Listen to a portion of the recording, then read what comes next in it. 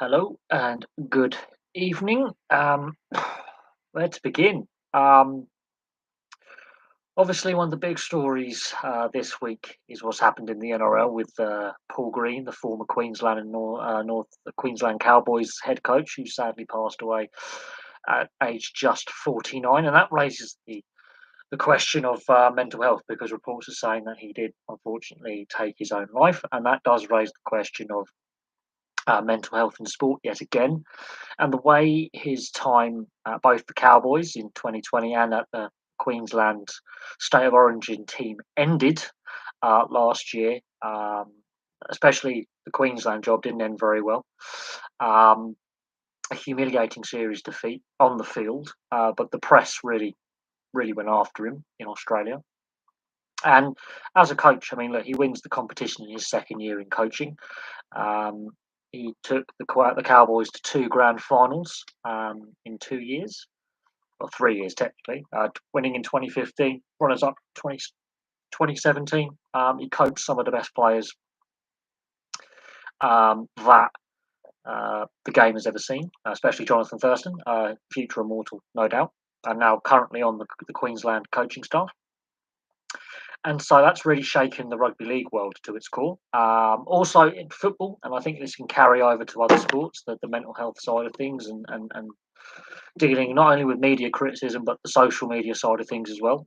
Looking at how Man United have started the season with two straight defeats and a heavy defeat against Brentford yesterday. 4-0 down by half time. The game was done. Brentford didn't need to do anymore. I mean, Brentford could and should have had more goals from the match report. And Eric Ten Hag is finding that pre-season is completely different to regular season, and this isn't his dominant Ajax side that he's stepped into. This is a very dysfunctional club with a very dysfunctional ownership structure with a lot of debt, basically. They are saddled with debt, and if they were a standalone club, just with the owners simply owning the club, they would be in administration.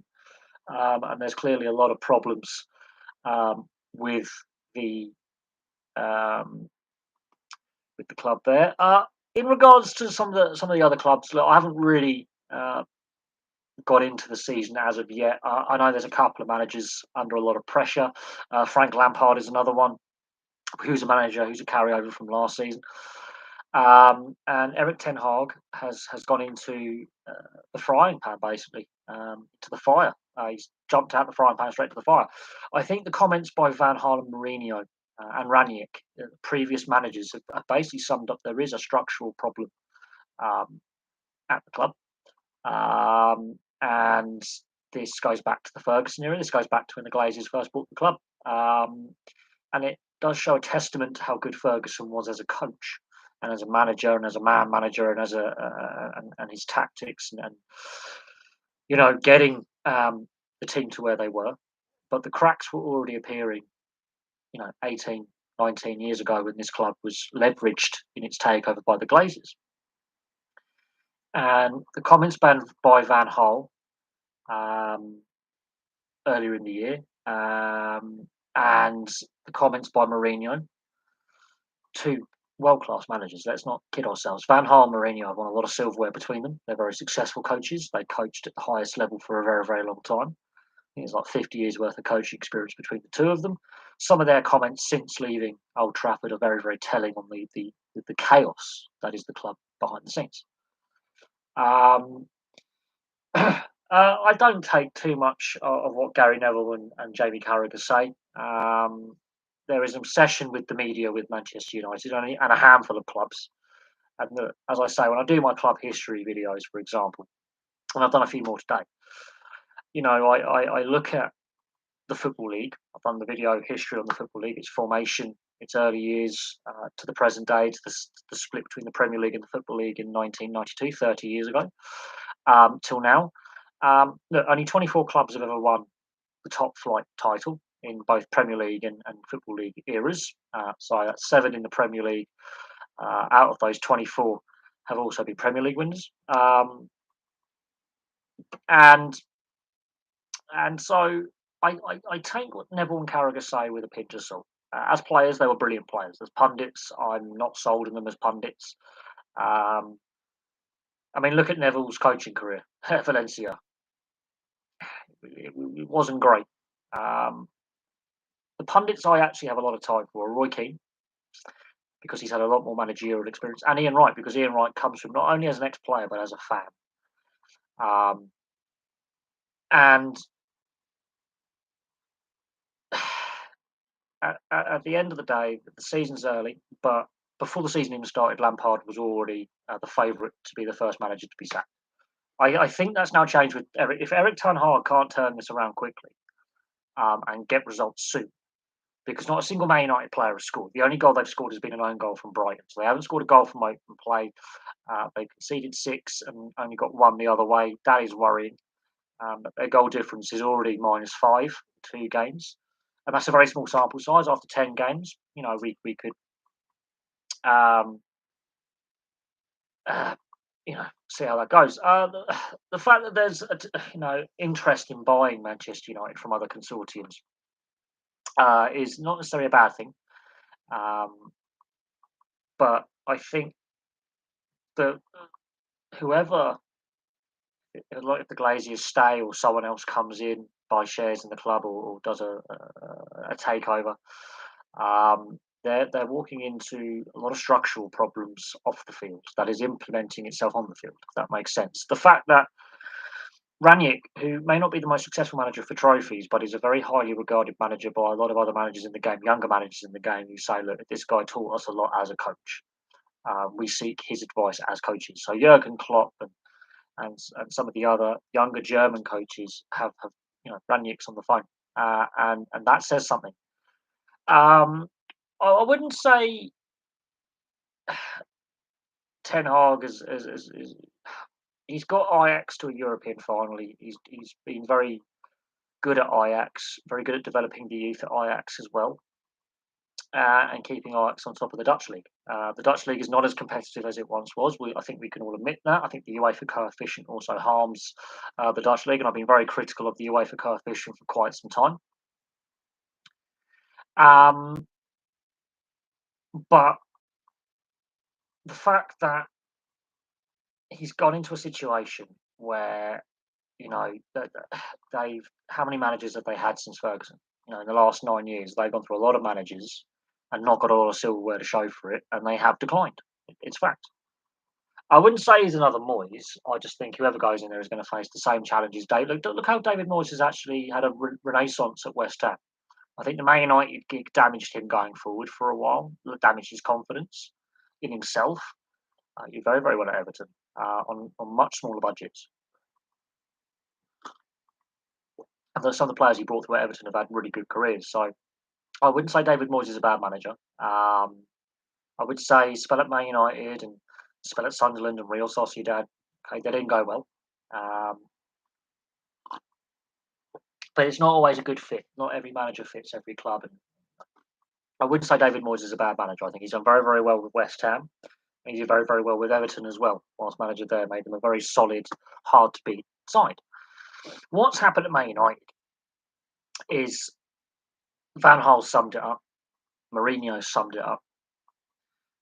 And I think even Ranić summed it up.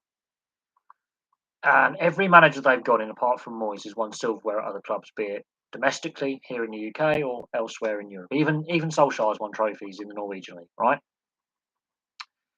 And people go, "Oh, it's only the Norwegian league." He turned a club around in Norway, in Molde, that hadn't won for decades, and made them a dominant force in Norwegian football. And he left them in a better state than when he inherited it. And he got mocked remorselessly on social media.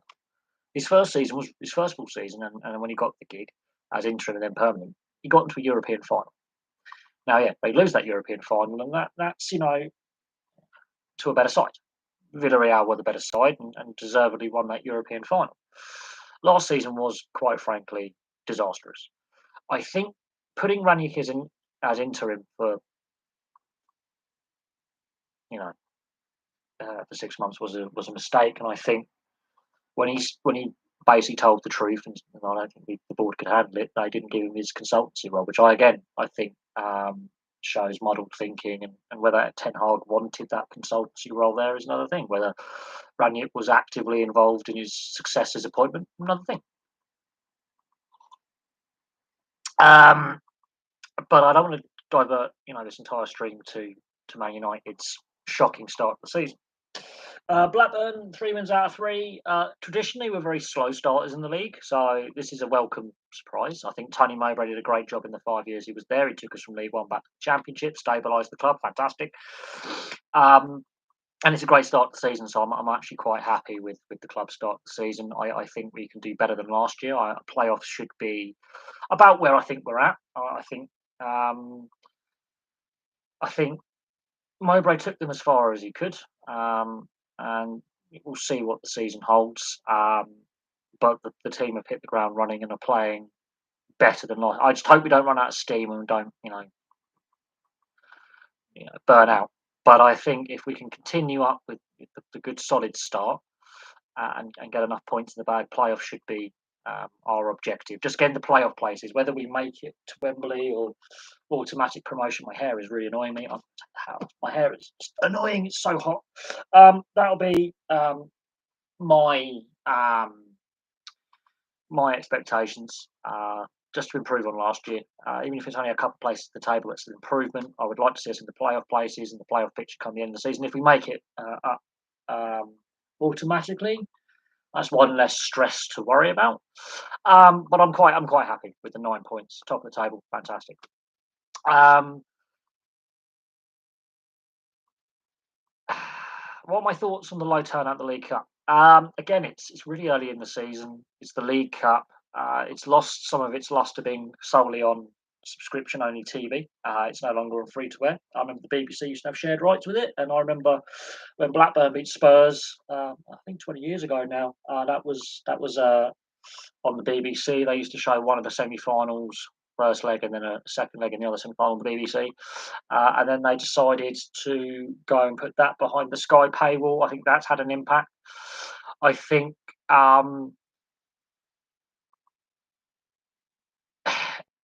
I would say, yeah, those turnouts are not great. That is, I think, it's a difficult one to state something, but yeah, that's not positive figures. Got to have a cup of tea. If they're not positive numbers, no. But the same could be said of the FA Cup as well in the later rounds. In recent years, COVID notwithstanding, even before the pandemic,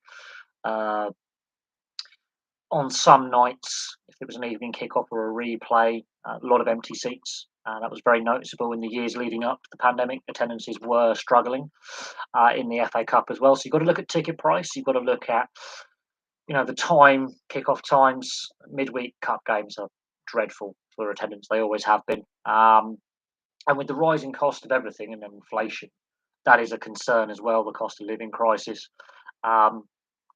So the economics as well. And, Blackburn's not the wealthiest town in the world. It's had a lot of investment in recent years. It has diversified its economy. But let's say Burnley, for example, just down the road, very economically deprived area. Bristol, there are some very poor areas in Bristol. The St Paul's area of Bristol, for example, is one of the most deprived areas in the UK. So you have to bear that in mind. Some of the catchment areas of these clubs aren't the wealthiest areas. The league season started earlier this year because of the World Cup. And money is tight for a lot of fans. It is becoming the rich fans' sport rather than the working class sport now. That in itself is concerning. But the League Cup has been struggling for quite some time, and it is a concern. It was basically run by the fans. It was run by a fans trust until the Venkeys took over. So it was in trust. So basically, in his will, he left a lot of money, and I think his family was still involved in some part. If I remember, but I think the fans had a big say in the running of the club, and it was well run until the Venkeys took over. There was not a lot. They were always in the black, never in debt. Very very well run club.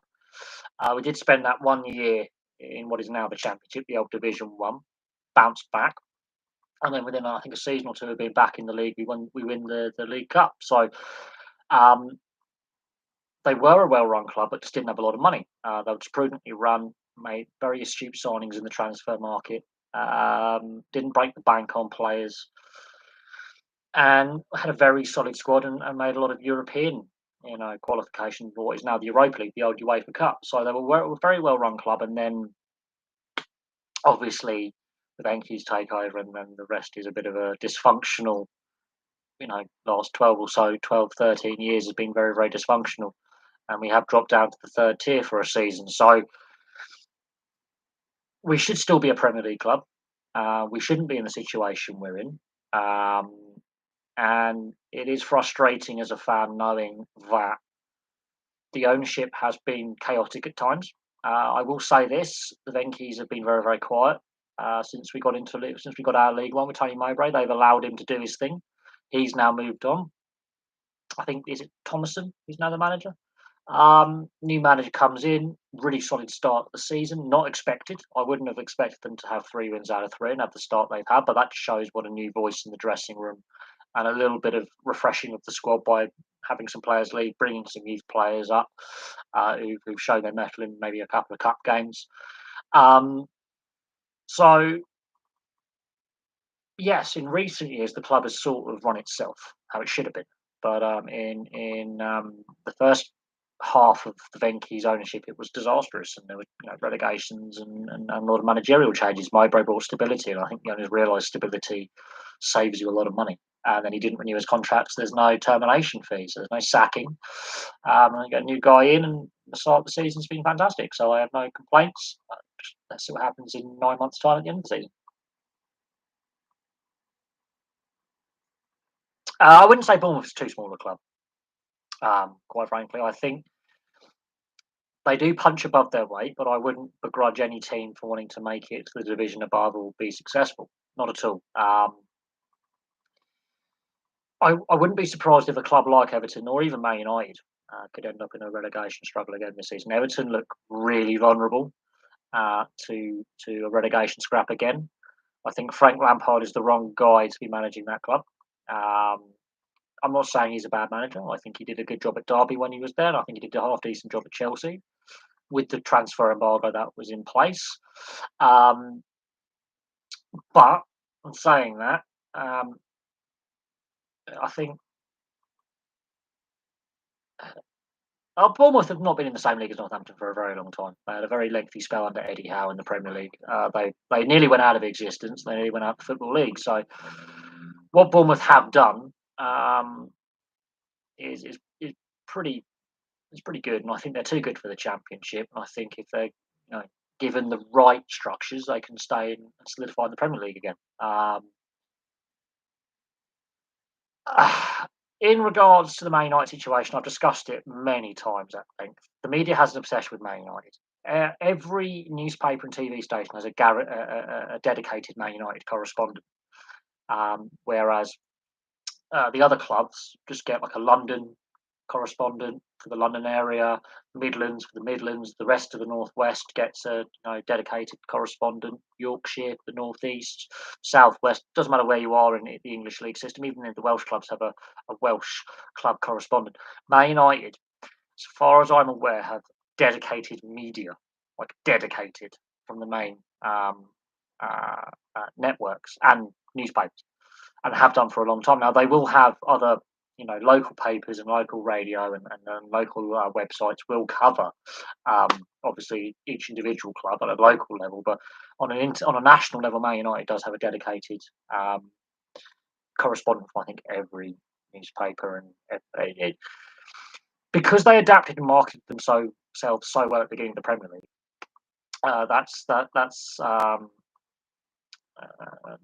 That's it really. They tapped into the satellite TV generation. They tapped into Sky really effectively, and they've got a great media relationship. So the club's, PR people and media arm have a great relationship with the national media. But the obsession with the British media with what's going on at Man United, it's bordering on the obscene. Um, the so-called Big Six, they're the ones who seem to get a lot of attention. Liverpool and obviously now Man City get a fair bit of attention as well. But they are rightly so getting the attention because they're the ones winning all the trophies and compete for titles every year. Chelsea have become a big media. I wouldn't say darling with Chelsea. They have a love-hate relationship with the media. Um, as a club, if you look at that, there's a love-hate relationship. They seem to be more public enemy than public darling at Chelsea, and that's been the case for a long time. Arsenal, Arsenal aren't the club they once were. They're a lengthy rebuild phase under Arteta, and I think Arteta is the right guy for that club in a managerial capacity. Um, Tottenham, they don't win anything, but they get a lot of attention because a lot of their players are key for England and have been key for England. And they need to win a trophy soon, otherwise, I think Conte is on the line. And then I think it's unfair on Conte because every previous manager, Mourinho, only club he's never won silverware. And to sack Mourinho just days before a cup final was ludicrous and ridiculous. And then last season, they pissed around with their managerial hunt. Nuno was not their first choice. Conte held it down, then takes up the role. So make of that what you will. No, I haven't seen the Conte Tuchel handshake, but I think you've got the ex-Chelsea manager and the current Chelsea manager, and that's going to be tasty at the best of times. I think there's been a war of words between them. And yeah, Tuchel was in a very difficult position because of the new owners. If Chelsea have a wobbly start to the season or a below par start to the season, could his position with the new ownership at Chelsea, could that be, under threat? Normally, when there's a takeover, there is a managerial replacement within 12 months. So Tuchel, could he be another guy that could be out of a job before the end of the season? Could he, be sacked by Chelsea or move on from Chelsea at the end of the year? That's an interesting one. I think Spurs, they need to win silverware, and people go, "Oh, it's only the League Cup or the FA Cup." But look what that FA Cup meant to Leicester. Look what that league, the League Cups they won in the 90s meant to Leicester. That was silverware. That was important silverware. And Spurs haven't won anything for nearly 15 years. And there has to come a point where you have to start asking questions about what's going wrong at Spurs.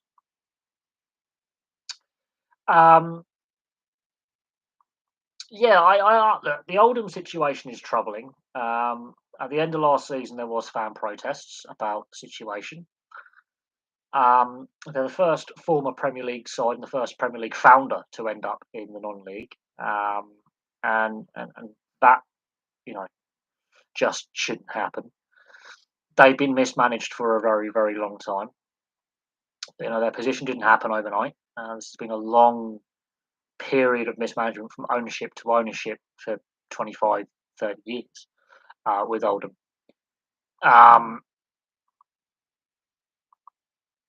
And so that the fact that local businessmen have decided to invest in the club is important. Keep it close to the community. We don't want to see another club like Bury, one of their rivals, have to go out of business and reform. I don't want to see it. I'm surprised more clubs haven't fallen because of COVID. I'm surprised that the COVID era, as we'll call it, hasn't claimed more clubs because the warning signs and the stress within the system is there, and that's before the rise in the cost of living. That's before inflationary issues have hit. I am surprised more clubs haven't ended up like Macclesfield and Bury. No, look, the situation at Tottenham is they underachieve massively, and they build this big shiny new stadium. Still haven't got a title sponsor for it. I'm gonna have to move because my back is absolutely buggered at the moment. Don't know what's going on with my back, but the heat's not helping. It's comfortable. There we go. No, I wouldn't say Northampton would beat Man United 4-0, but if there was there's an FA Cup tie tomorrow between the two sides, I'm not confident Man United coming through that. But I think the situation at Man United is more than Ten Hag. I think there's a lot of issues within the dressing room still. I think there's a lot of issues where, like, youth players now are, when they're between the ages of 11 and 16, when you're coming through the school levels and the Sunday clubs and all that, being scouted. Man City are getting in there. Some of the other Lancashire clubs are getting in there. Liverpool and Everton and Crewe and some of these other clubs around the northwest and even into Yorkshire are snapping up these young players and then giving them an opportunity through their youth system into their first teams. Whereas Man United are that youth development is really tailed off, and historically that's what they're famed for, is their youth system producing quality talent, and it's not the case anymore. Yeah, well, look, I have to do my club history on Northampton Town. Very interesting club. It's basically a rugby union town. So you've got the Northampton Saints. They're a very successful rugby union side. They've won the domestic title. They played in Europe. And Northampton Town, it's in rugby union country. They don't have the same pulling power locally as the Northampton Saints. And that is the problem that Northampton Town faces. They are in, I wouldn't say non-traditional location because the whole of England is football crazy, but the dominant sport is rugby union, and that is what they've got to battle against. Is a very successful rugby union side that has the bigger stadium, bigger fan base, a lot of the corporate money locally with sponsors, and you've got to compete with that. So it's got to be a very brave investor to go into Northampton and go, you know what, I want to make this club, to Premier League level. And could the town of Northampton sustain two teams at the top level in their respective sports for fan base? That's something you've got to factor in. Is the rugby union fan base is bigger, and the rugby union side is more successful, and that's what you've got to compete against. It would be nice to see them go up through the divisions in a sustainable way. Remember that sustainable is key. We've seen clubs overextend themselves in the past. Bradford City is a club I've done a video on. They did overextend. They were basically bankrupt when they got relegated from the Premier League. They overextended themselves badly and have never been close to the top flight since. There go the police. That's been happening a lot lately. Police ambulances and fire engines. You bet the Glazers won't accept the football fan led review if it ever goes through Parliament. A handful of Premier League clubs are big resistors to this, and what strikes me is those are the clubs with a lot of overseas money in their ownership groups. So the fact that the majority of clubs are in favour and the Premier League shouldn't be an exception to the rule, I think is healthy. I don't give a damn if the Glazers don't accept it. The quicker they're out of English football, the better, I personally think. There's always been resistance to their takeover because it's a leveraged takeover. They indebted the club a lot, and that debt hasn't gone away. Even though the club makes a lot of money, it makes a lot of money for the Glazers. So hopefully, they do sell up and bugger off. The problem with that, though, is the potential new owner, for example, would be taking on about 600 to 700 million in debt. And would they be willing to take on those debts? And would they be willing to service those debts? Because I personally believe, I still do believe, that a lot of the fans just, tolerate the Glazers when there was trophies. They didn't care about the debts, the negative side of their ownership. But there is that minority And there's a fair few obviously set up FC United of Manchester in protest. There was the yellow and green Newton Heath movement in the mid 2000s, where a lot of fans wore their '96 away jerseys, which were in the colours of Newton Heath, that 100-year anniversary of Newton Heath. And they made it very, very clear that they weren't happy with the leverage takeover and the debt. And we'll see. Do I think Liverpool have already got some injury problems, and they haven't had the best start to the season either. They've had a slow start. I wouldn't say it's a worrying thing, but Man United are very, very vulnerable at the moment. Very vulnerable, and in a very, very weak position. And I think they probably will. I think a draw for United would be like a small moral victory. They can stem the bleeding.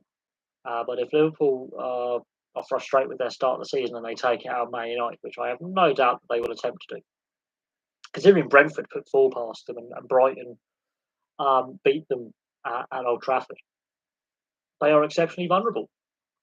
And the recent head-to-head isn't great for Man United against Liverpool either. So recent history dictates, and looking at recent seasons, yes, Man United are exceptionally vulnerable. A leveraged takeover is when you leverage debt upon the club, you borrow against the asset, basically, which is the same thing that's happened to Burnley as well, on a smaller scale. And then you have to service that debt. So, yeah, a leverage takeover is when you're leveraging the asset as you're mortgaging the asset basically for a loan. And that's what the Glazers did. They leveraged the value of Man United at the time, which was in the range of about 600 to 700 million. They pumped some of their own money in, but they took a £600 million loan at the time, and so they didn't buy the club with their money. Some of their money they did, but a fair chunk of the takeover money wasn't there. And under the fan-led review, I don't think leverage takeovers will be allowed. That's why I'm surprised the Burnley takeover was allowed to go ahead in 2020, at the end of 2020. And that's left Burnley in a very precarious financial position. It's harder to service that debt with reduced incomes, which is what happens in the Championship. You get less TV revenue.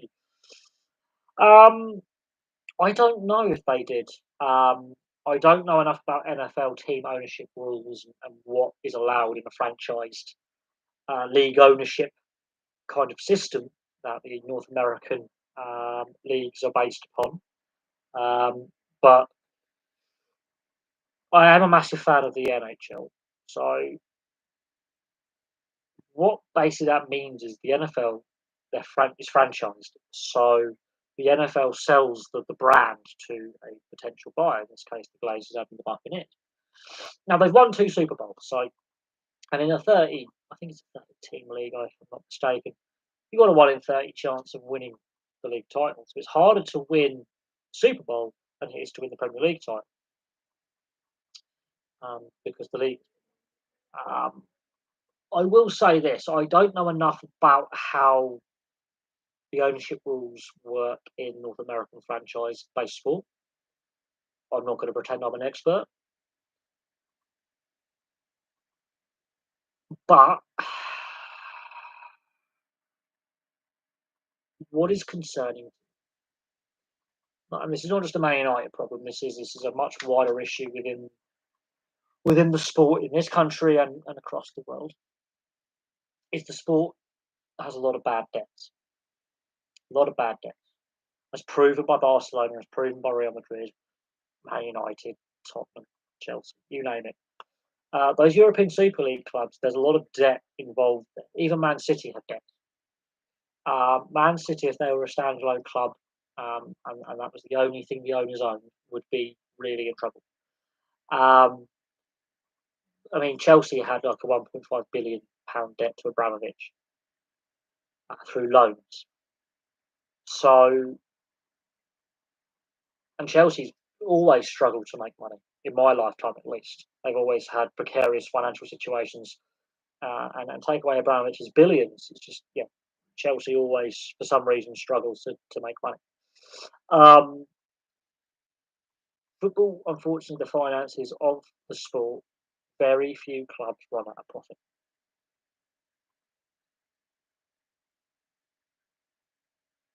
How many more trophies?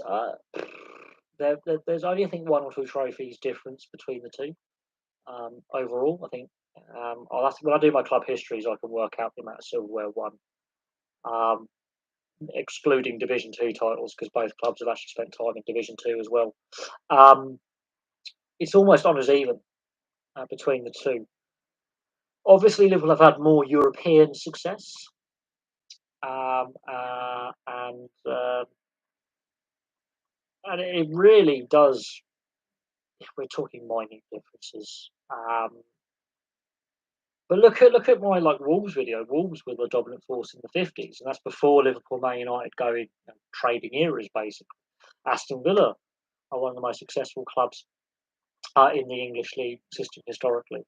West Brom have won some silverware. Sunderland have won a lot. Newcastle historically have won a lot. I think it's the media's obsession by playing City of Liverpool against the City of Manchester. Um, it's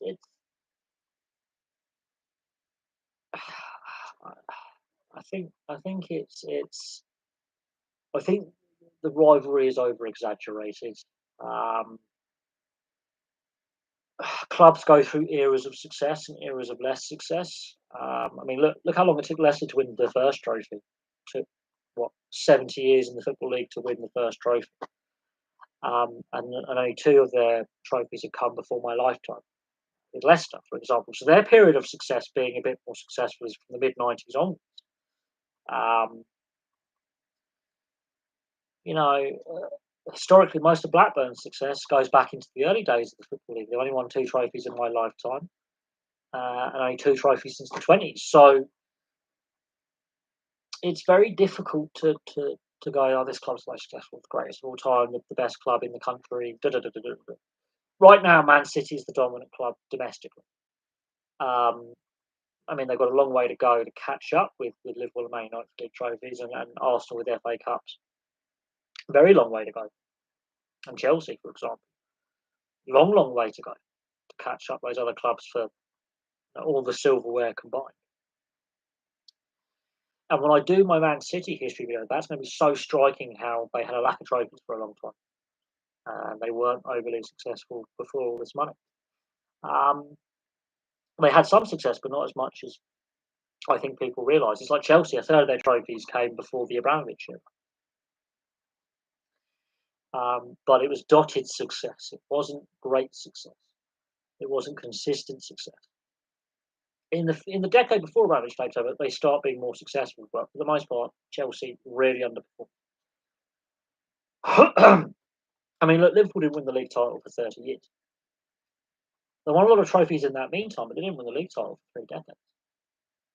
Whereas Man United dominated that early period of the Premier League, and now their success is completely dried up. So make of that what you will. But no, Man United are in trouble.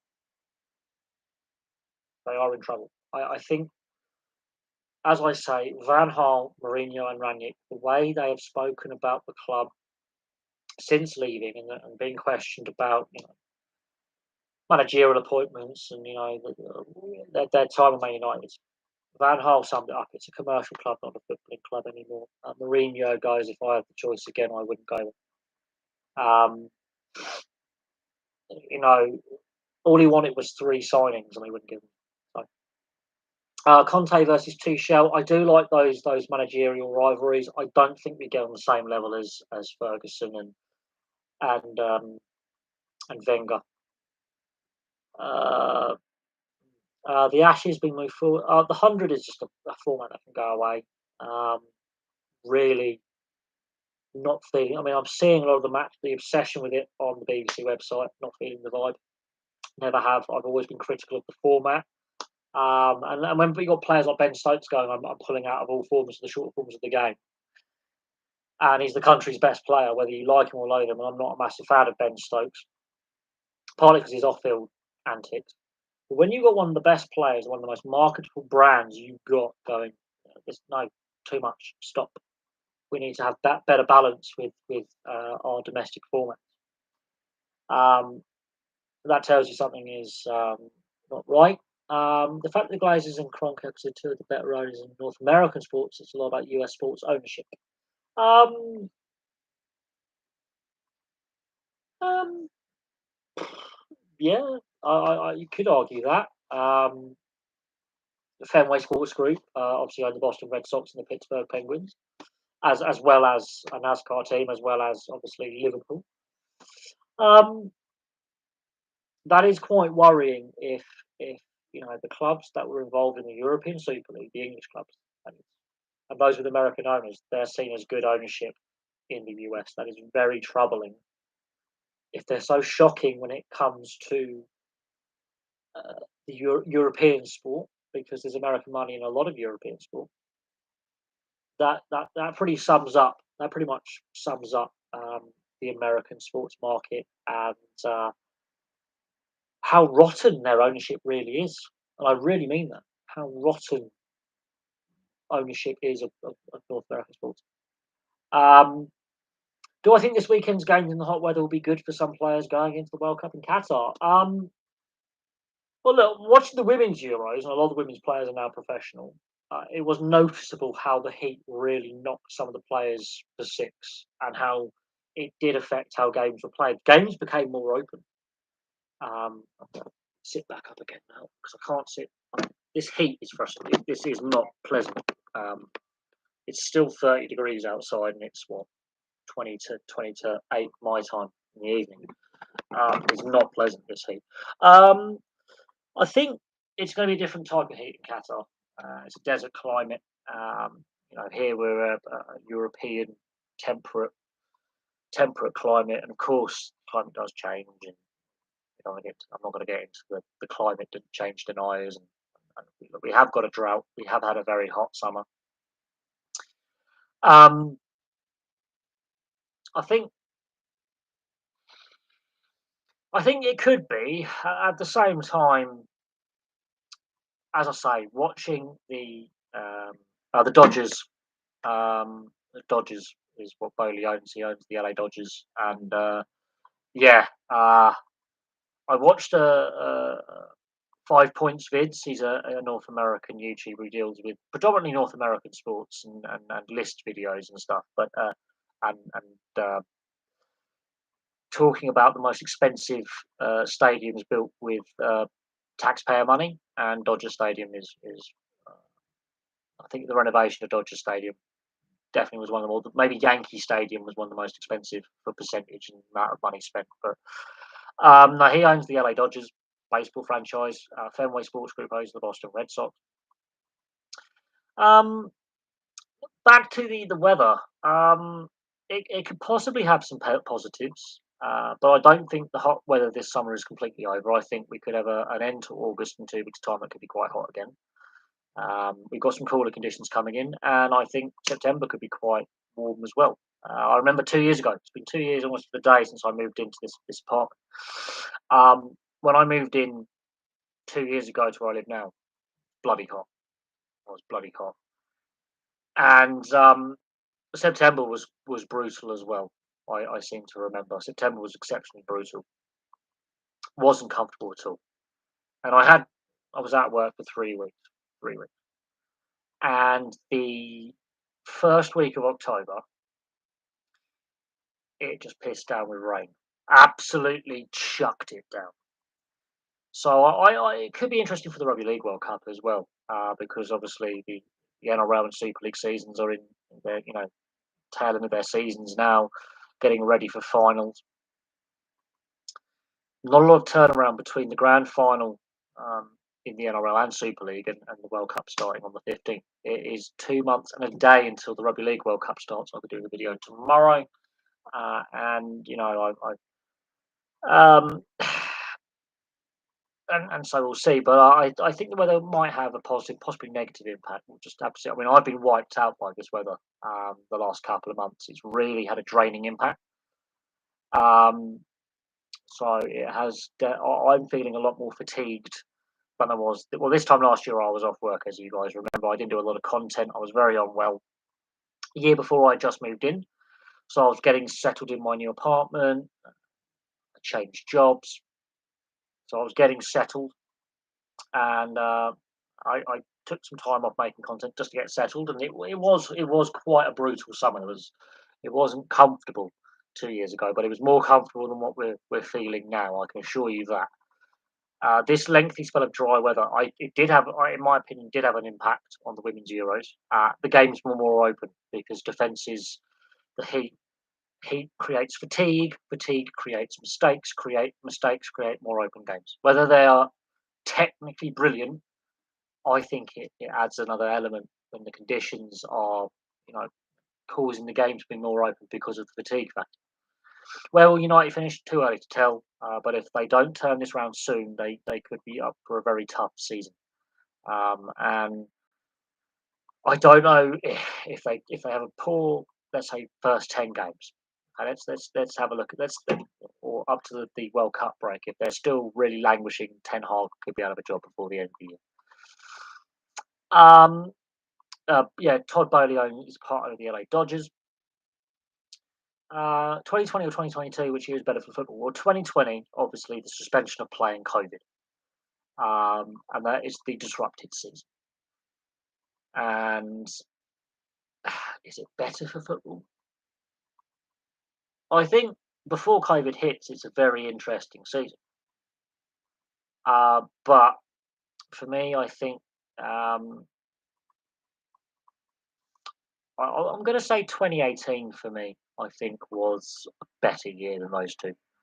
No COVID impact. England doing well at the World Cup. Okay, we didn't get to the final, but that had a very positive impact, I think, on the nation. And football seemed to be going in a more positive direction. What's happened in the last 4 years has been very mixed, in my opinion. Very, very mixed. Thunder and lightning coming tomorrow. I'm staying indoors. I've got to work outdoors, and I've actually looked at the long range weather forecast. The bad weather's not meant to hit till the evening. I don't mind that. Means I can film if there is a thunderstorm. I can film it, obviously, for the channel. Liverpool or Chelsea, who's better?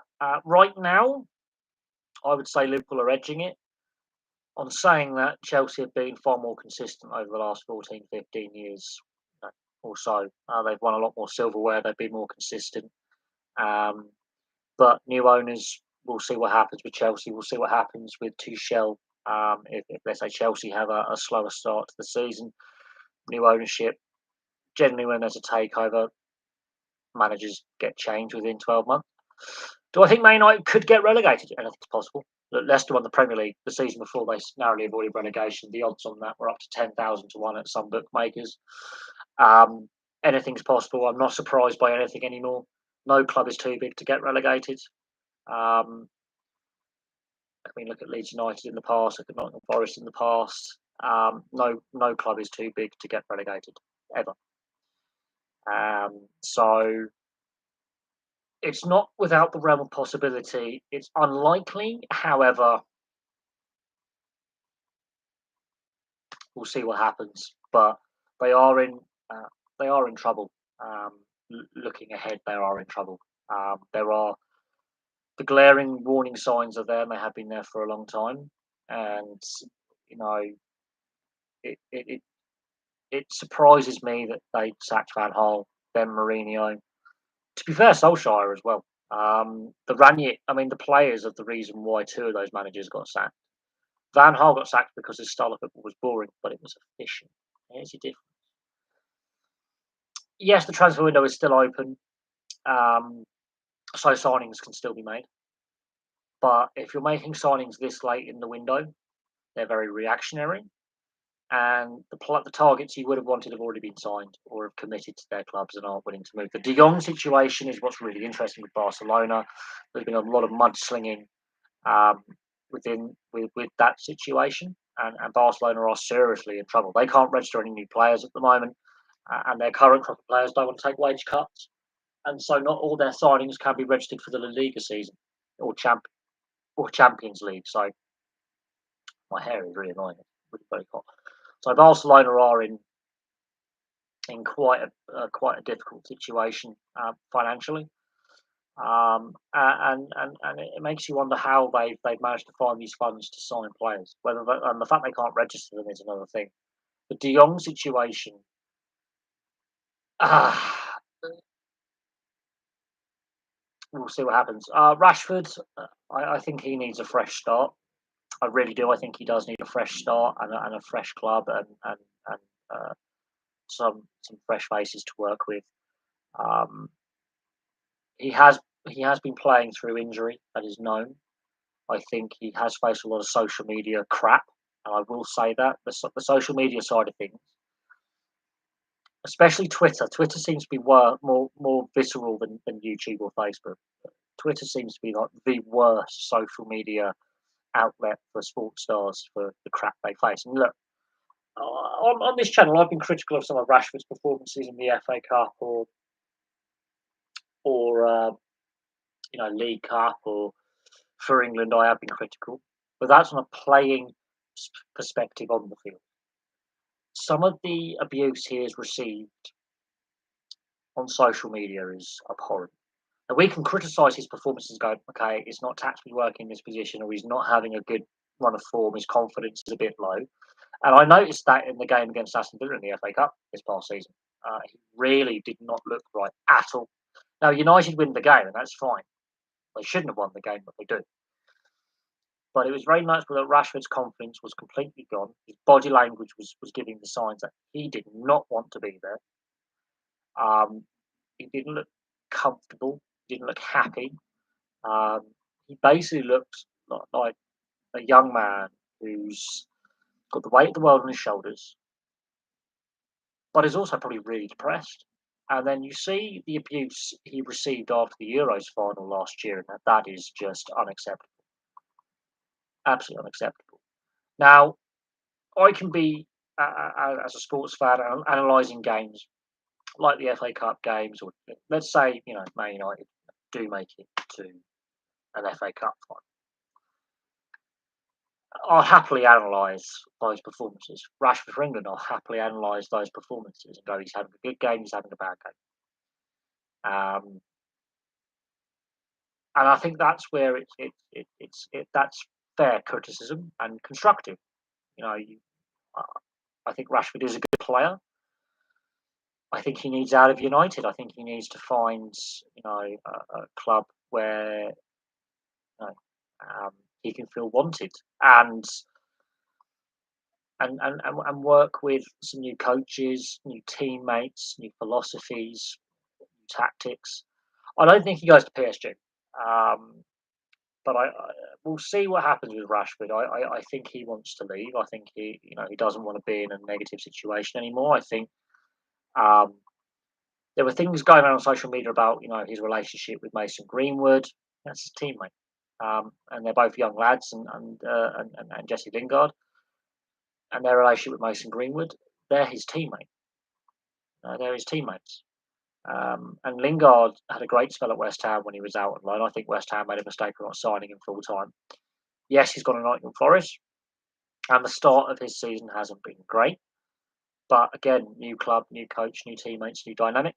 On the Rashford side of things, we'll see what happens. Ronaldo, his contempt of Ten Hag and his insubordination has been noted. But there's no doubting Ronaldo's skill and ability and his success in the game. At every club he's been at, no doubting. But his personality and his attitude stink. It's a privilege, not a right, to be a professional athlete, and I think I don't know what you can really make out of the situation. Would Sporting Lisbon want that kind of baggage at their club? and let's say Sporting have a poor season. That's going to be an unnecessary discussion point in regards to Ronaldo going there. There is no doubting his ability. There is no doubting his skill. His arrogance, okay, a little bit of arrogance when you're a good player on top of your game. Ibrahimovic's style is okay. I like Ibrahimovic's style of arrogance because, quite frankly, he's won silver at every club he's been at, and Ibrahimovic improved sides. I don't think Ronaldo's actually improved United's attack. I don't think he's actually benefited United in his second spell. It's been nothing short of disastrous. It's a commercial decision to sign him for merchandise sales. It's been a disaster. There comes a point where you think he should have retired a couple of years ago. The Euros last year, Ronaldo was not. He scores a lot of goals from the penalty spot. From an open play, he wasn't great. Really wasn't great.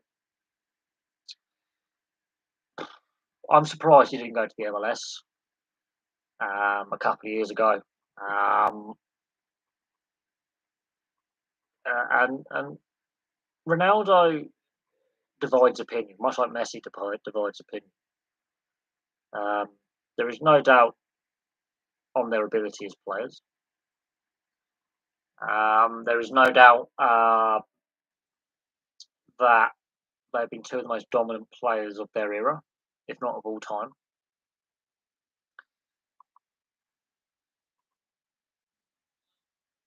But they both divide opinion, and in recent years, especially with some of their contract disputes. So Ronaldo going to Man United in that situation, Messi with his contract standoff with Barcelona, and then up at PSG. There's definitely, I don't know. I really don't know. I'm not a big fan of either, to be brutally honest. They're not my type of player. There is no doubt what they bring to the table skill wise, but they're not my type of player. Especially Ronaldo, too selfish. Messi at his peak could definitely bring other teammates into play, and when he first burst with Barcelona, they were a stacked side. By the end, he was carrying the team. You could clearly see that. I mean, you got Suarez there as well, but clearly the structure of the team was all wrong, which has led to Barcelona's problems now. And we'll see what happens at Barca. Would Klopp do well at United? I don't think Klopp would sign for a club like United. They don't have the right structures in place off the field, which would be a turn off for any manager. And there's a lot of negativity around the club, and every manager that's come in since Ferguson has not been given the tools to what Klopp's done at Liverpool.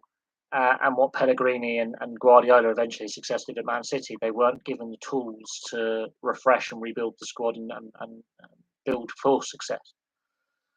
The Man United structure is win now, and they can't win now. So it's become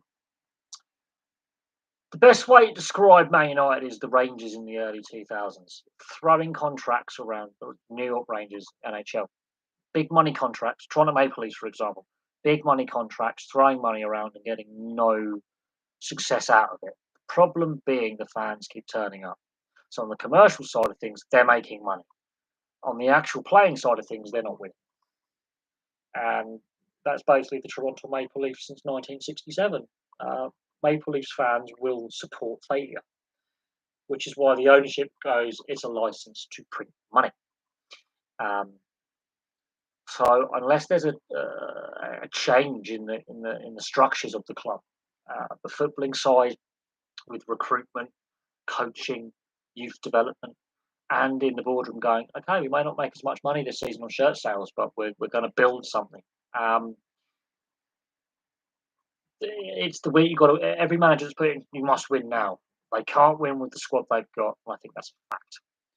It doesn't matter if you put Ancelotti in there or Klopp or any world-class manager. You could throw Guardiola in there. It wouldn't make a difference because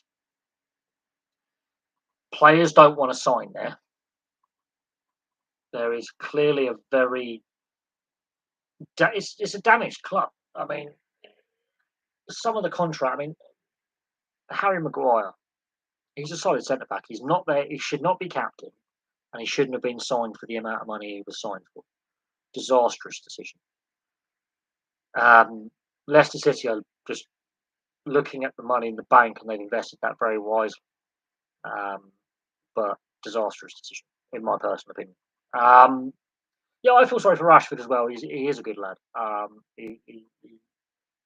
He's a very humble individual off the field, and he's very well spoken, and he's also exceptionally committed to the community he was brought up in, and his non-footballing activities, his social causes, his charity work, his fundraising. So he definitely has a good career outside of football in a variety of sectors, maybe even politics. You never know. But I do think, regardless if it's Celtic or whatever club it is, he needs out of that situation, and he needs to go where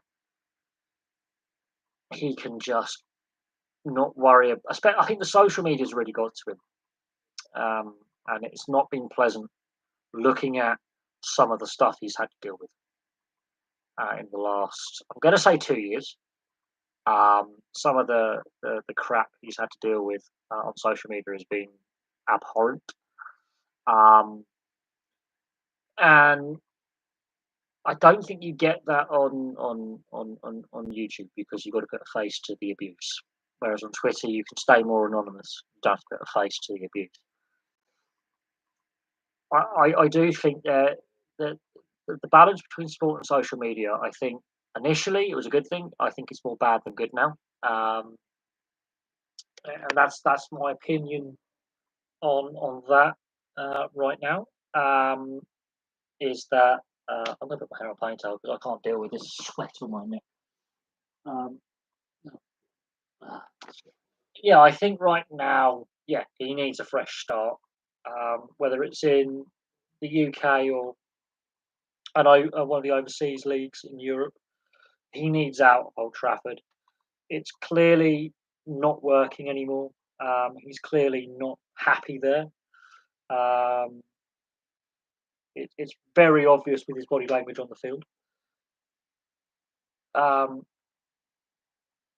That's better. Now I can see. My hair may not be perfect, but now I can see. I wouldn't say Scotland's much better, if I'm being brutally honest, and I'm being fair. I have to be fair. Most of the Scottish subscribers I have they're from every club you can think of. Sectarianism is roundly condemned, still a problem.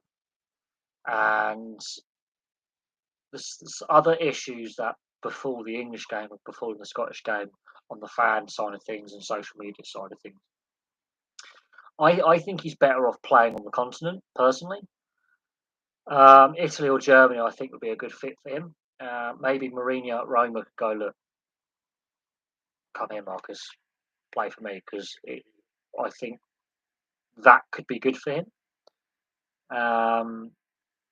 Maybe kind of Germany could be good for him, with the style of football that a lot of the German clubs play. So, as I say, I think he needs to get out of the UK. Would be my preferential advice to him. I could see him going to another club in England or Scotland. Yes, I think Scotland would be a downgrade for his England chances. Personally, I think he needs to go to one of the bigger European leagues. That's why I say Italy or Germany, I think, would be a good fit. The German style of football generally, and Italy, Mourinho. Come on, if Mourinho could entice him over to Roma, there's other English players in the Roma squad, and former United teammate Chris Smalling plays at Roma. So that, I think, could be beneficial to him. Would be looking at linking up with Mourinho again. As far as I know, they had a very good relationship when Mourinho was manager at United. And it won't do his England chances any harm by playing in a top European league like Serie A. So, pain doesn't know. So that would be my advice if I was a player agent, which I'm not, by the way.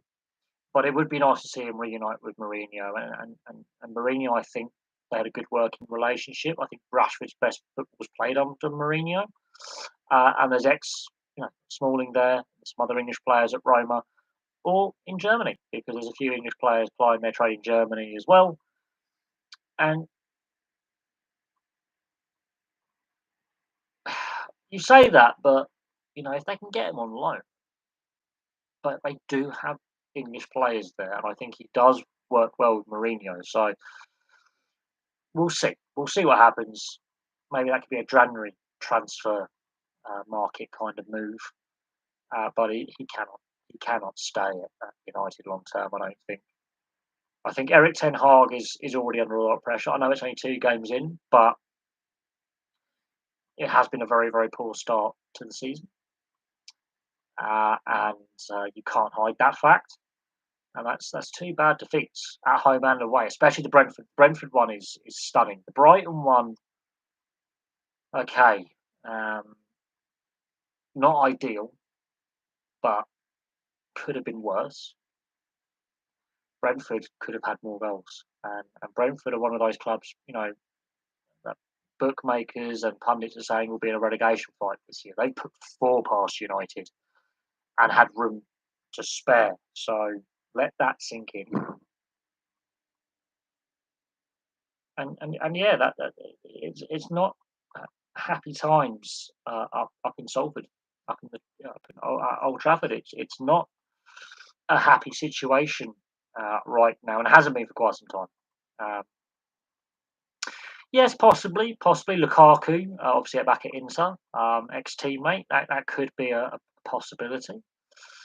Um, Zlatan at AC Milan, again another former teammate, again another possibility. So you could say there are some Italian clubs that he has links with via some of the players he's played with, and former manager in Mourinho at Roma. Um, uh, I think the German league would be a better fit for the style of football played. But in saying that, he just needs to get out of Man United as a first and foremost. The fact that I believe last year he handed a transfer request in, or was agitating for a move away, so he's not happy. That's clear to be seen from recent performances. He needs a socialist club. Roma would be a nice fit. Wouldn't go that. I wouldn't say Roma are a socialist. Um, uh, a change of scene and a change of culture, I think, is football and culture, and just a fresh start is what it. Look what happened to Lingard at West Ham. He had a fantastic renaissance, and really enjoyed his football again. Now he's left the club. He's gone to Nottingham Forest. Look, we'll have to see what happens. I mean, we'll have to see what happens if Rashford's form picks up, if United can turn the results around. Let's have a look to see where United are after 10 games. If they're still struggling, then is it on Ten Hag? Is it on the players? Is it on the board? Because here's the thing: managers get sacked, but it's the board members who don't lose their jobs. It's the manager. It's the players who get put on the transfer market and sold and replaced. Right? And that's thinking.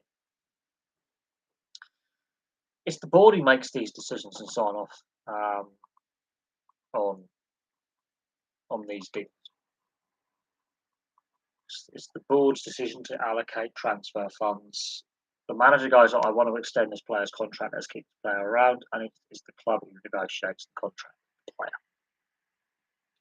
So all the money decisions, whether the manager's giving control over transfer funds and transfer targets, the director of football gets signed off by the chairman and the board. Um, these people get to keep their jobs. When managers get sacked, players get sold on. It hasn't worked out.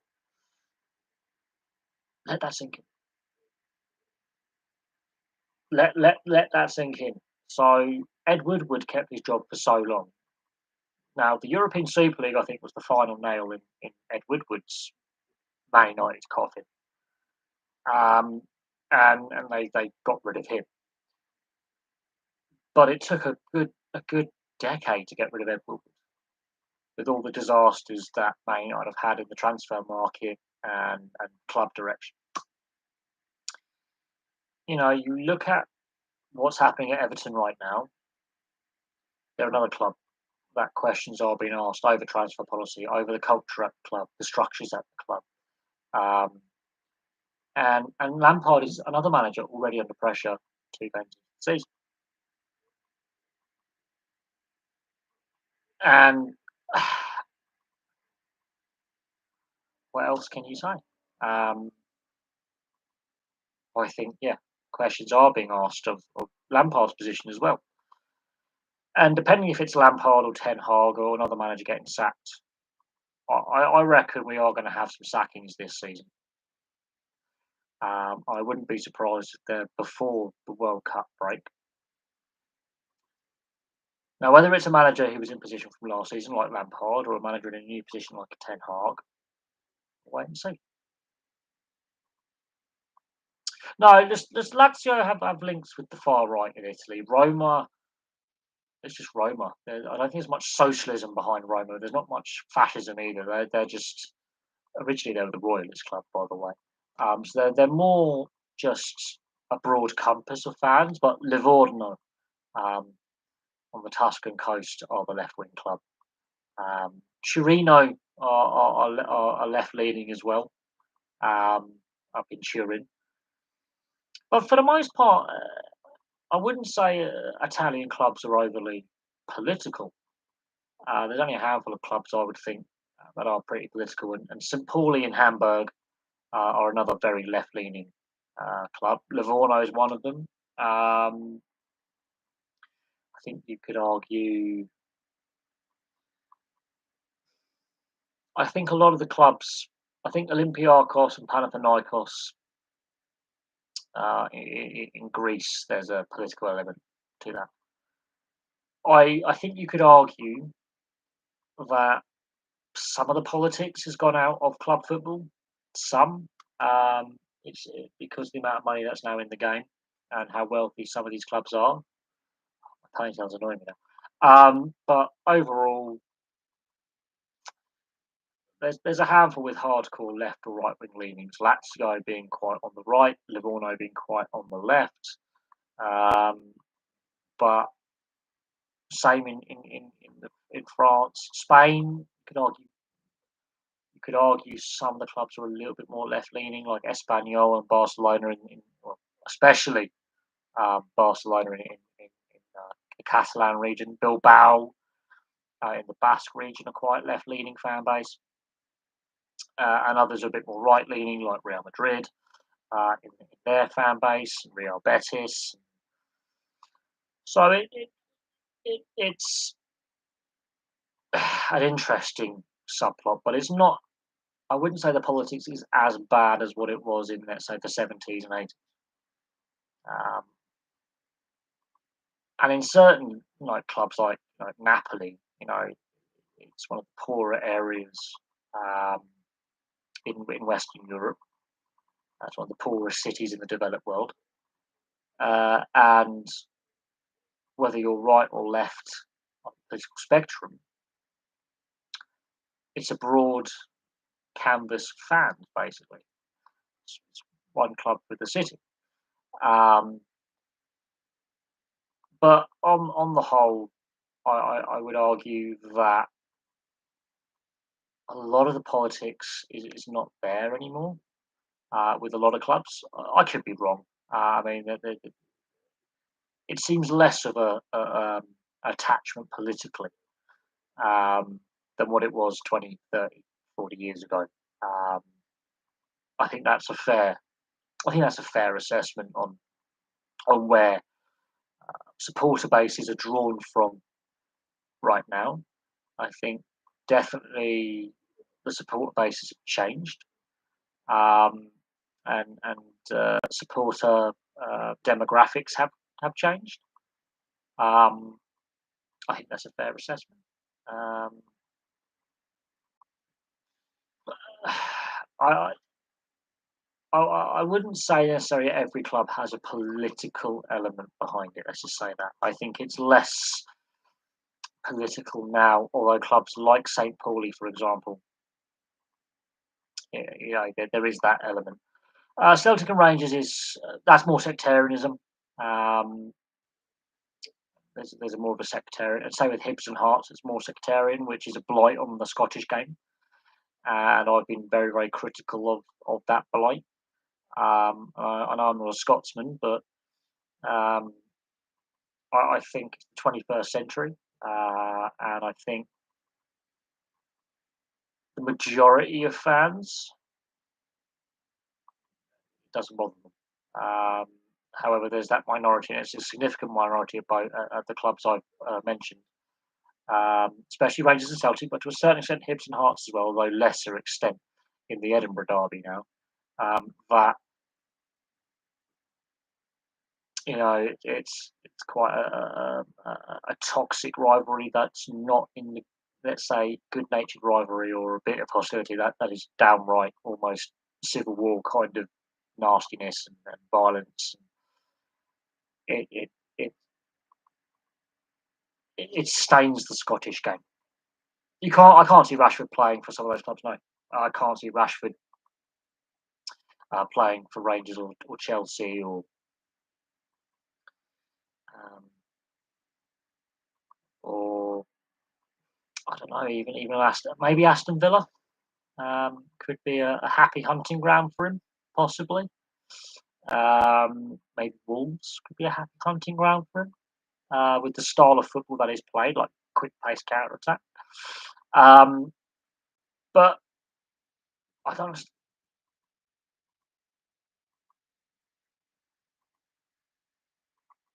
I don't understand why the fans be hostile, but I think unfortunately what what we've seen on social media and Rangers have a bad reputation with fan base. They do, but English players have played at Rangers before, um, and played quite well at Rangers.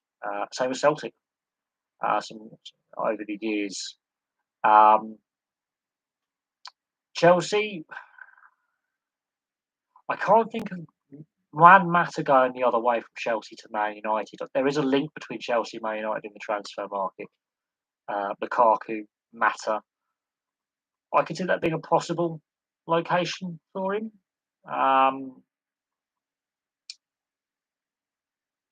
but with the way they reacted to Torres, for example, that wasn't great. Yeah, he helped win them the Champions League when he was there, but they didn't react overly well to Fernando Torres being a Chelsea player.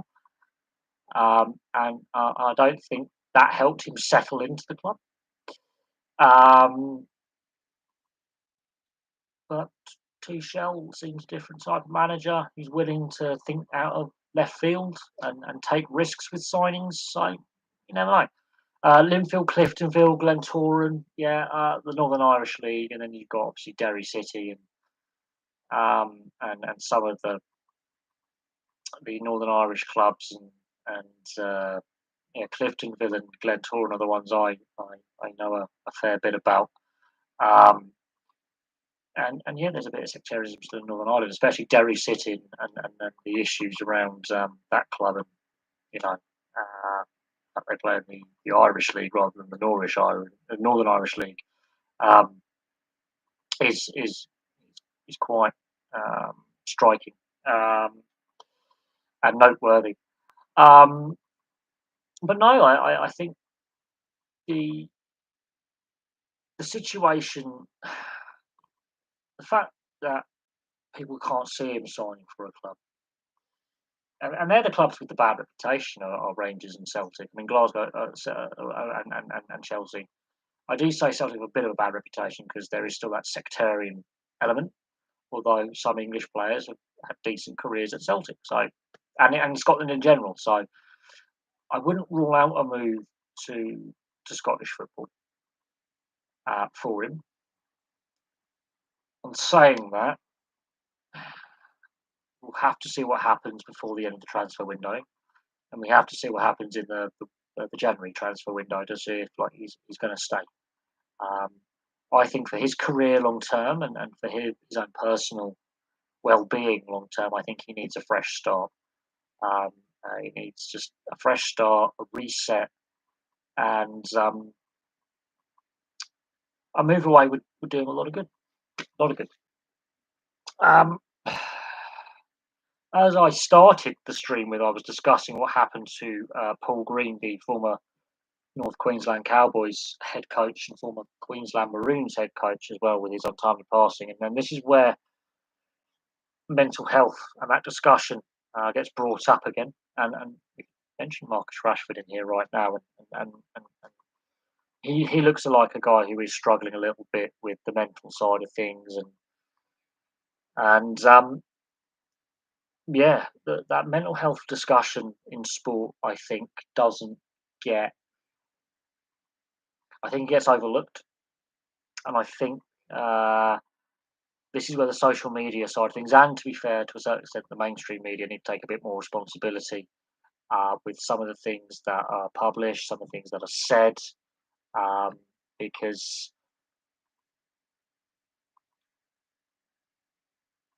ultimately, yes, we can criticise players and coaches. When a coach gets their tactics wrong or their team line up wrong or some of their, they drop a player and we're like, why they drop this player, or they sign a player to a contract. Well, that's a little bit of a steep, contract.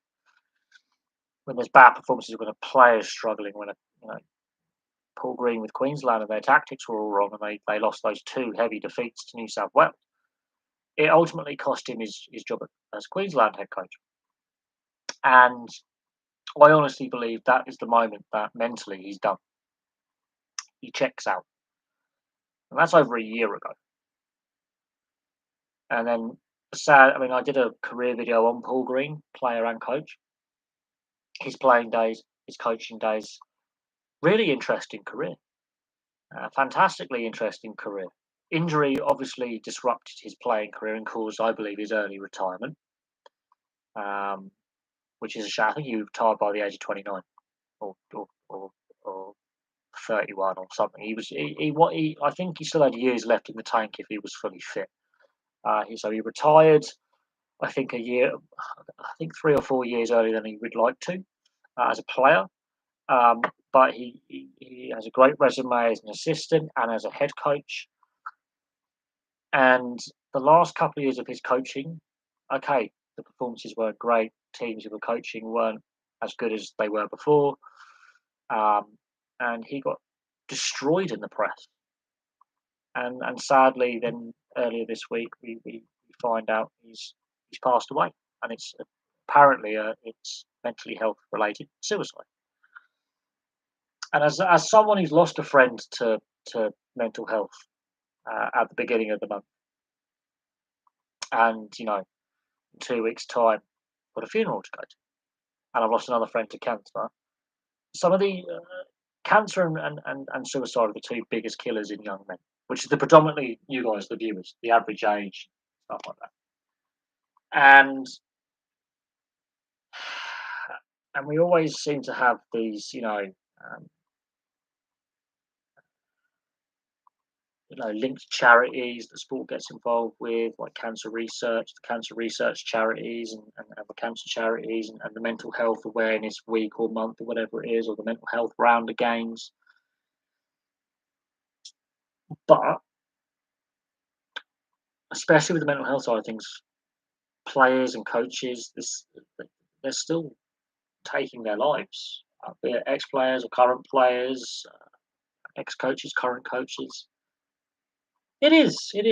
And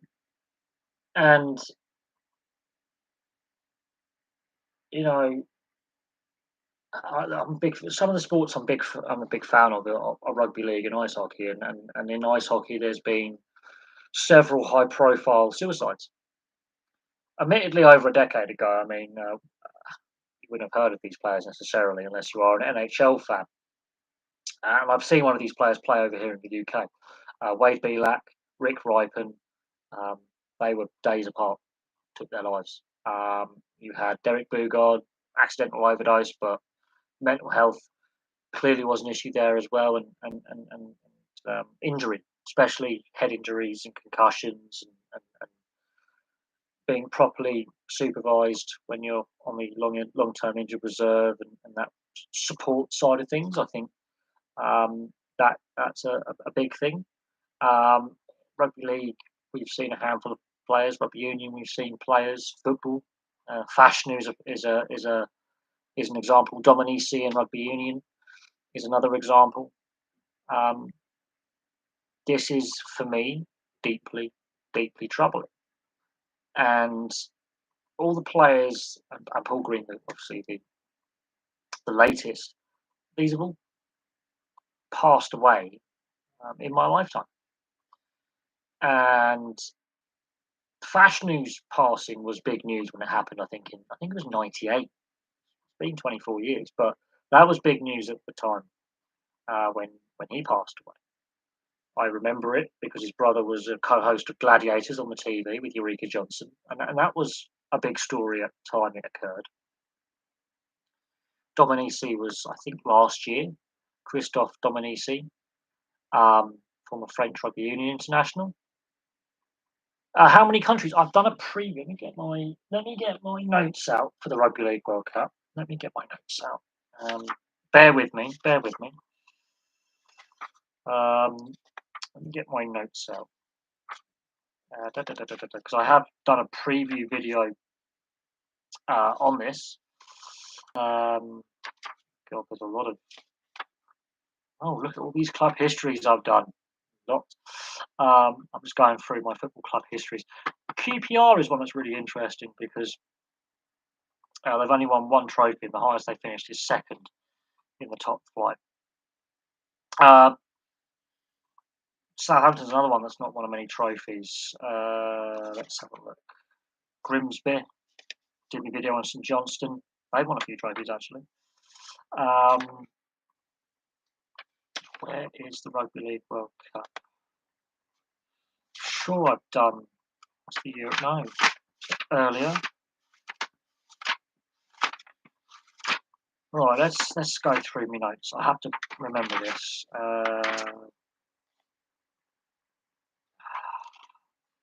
I can't remember actually. That's really. Oh, here we go.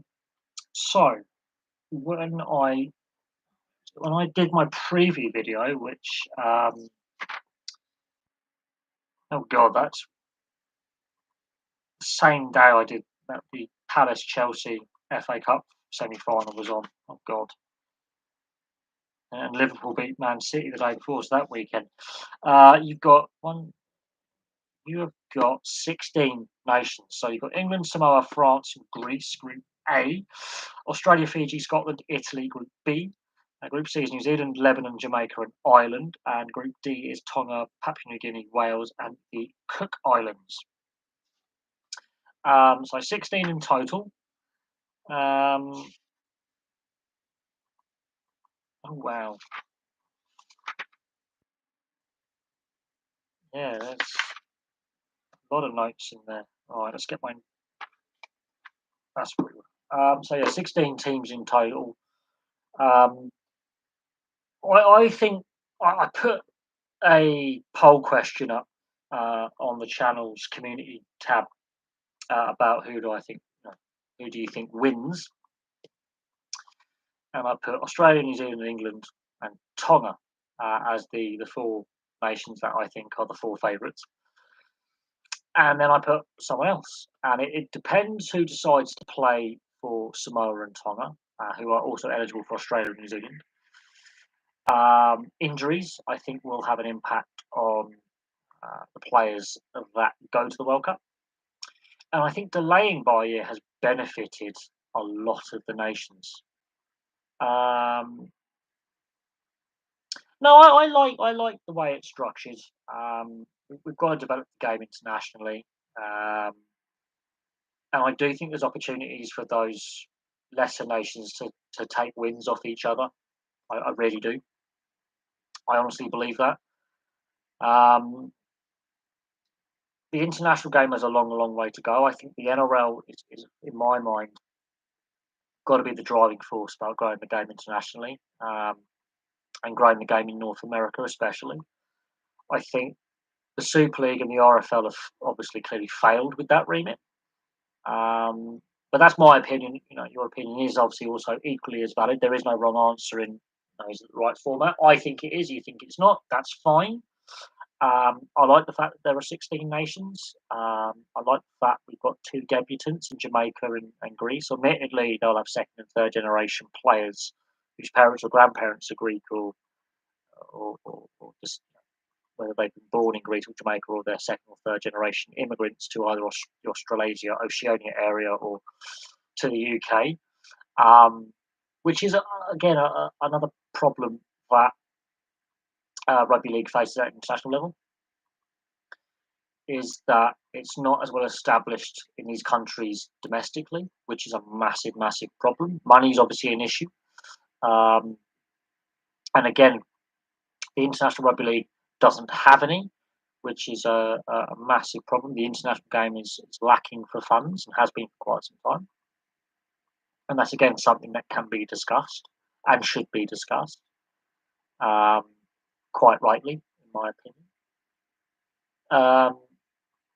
I wouldn't want to see a round robin or a mini league of eight. I think having it as a one as the tournament, the group stage, and the knockout stages for me works fine.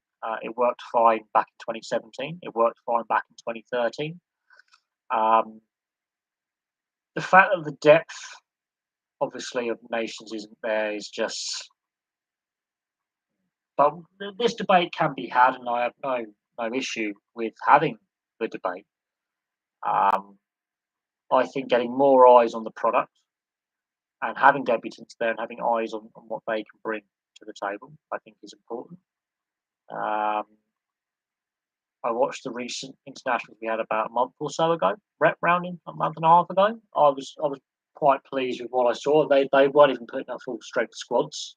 Like Lebanon didn't have Dewey and Mitch Moses available. Like they put out a creditable performance in their test match. PNG looks scary, and they can now win outside of Papua New Guinea, which is generally terrifying. Fiji didn't have their full strength squad.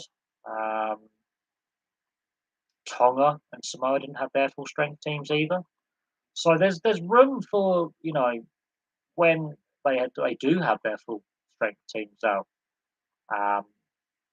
That's going to make the group stage quite competitive. It's going to make it quite difficult. I personally think to really figure out who, other than the big four, in my opinion, which in my mind is Australia, New Zealand, England, and Tonga. I think they're the four nations that most likely make up the semi-finals, much like back in 2017. Then we will see. I find it ridiculous that in this day and age, in a westernised country like Greece, which is a Western nation, that rugby league is still banned. Look, President Macron in France made a half-hearted apology to rugby league in France because of what happened in World War II. As I say, I find it ridiculous that it's still that way. It's ridiculous, quite frankly. This is a country famed for its sporting history, Greece. Go back to the ancient Olympics and the modern Olympics. The first ever modern Olympics took place in Athens. All those years ago, I think in 1896, I believe the first modern Olympics took place. And I find it ridiculous in this day and age that a Western nation would still ban a sport, yet they're being represented internationally at a World Cup. That is what I find absolutely ridiculous. And it's almost shameful, quite frankly. It's not right. It shouldn't be the case. And hopefully the Greek lads, admittedly, I think there's one Greek lad in the squad or a couple of Greek-born players in the team. But for the most part, they're second or third generation Australians. But Australia does have a very big Greek community and a long-standing Greek community in Melbourne and Sydney, which is important for the game. Same with Lebanon.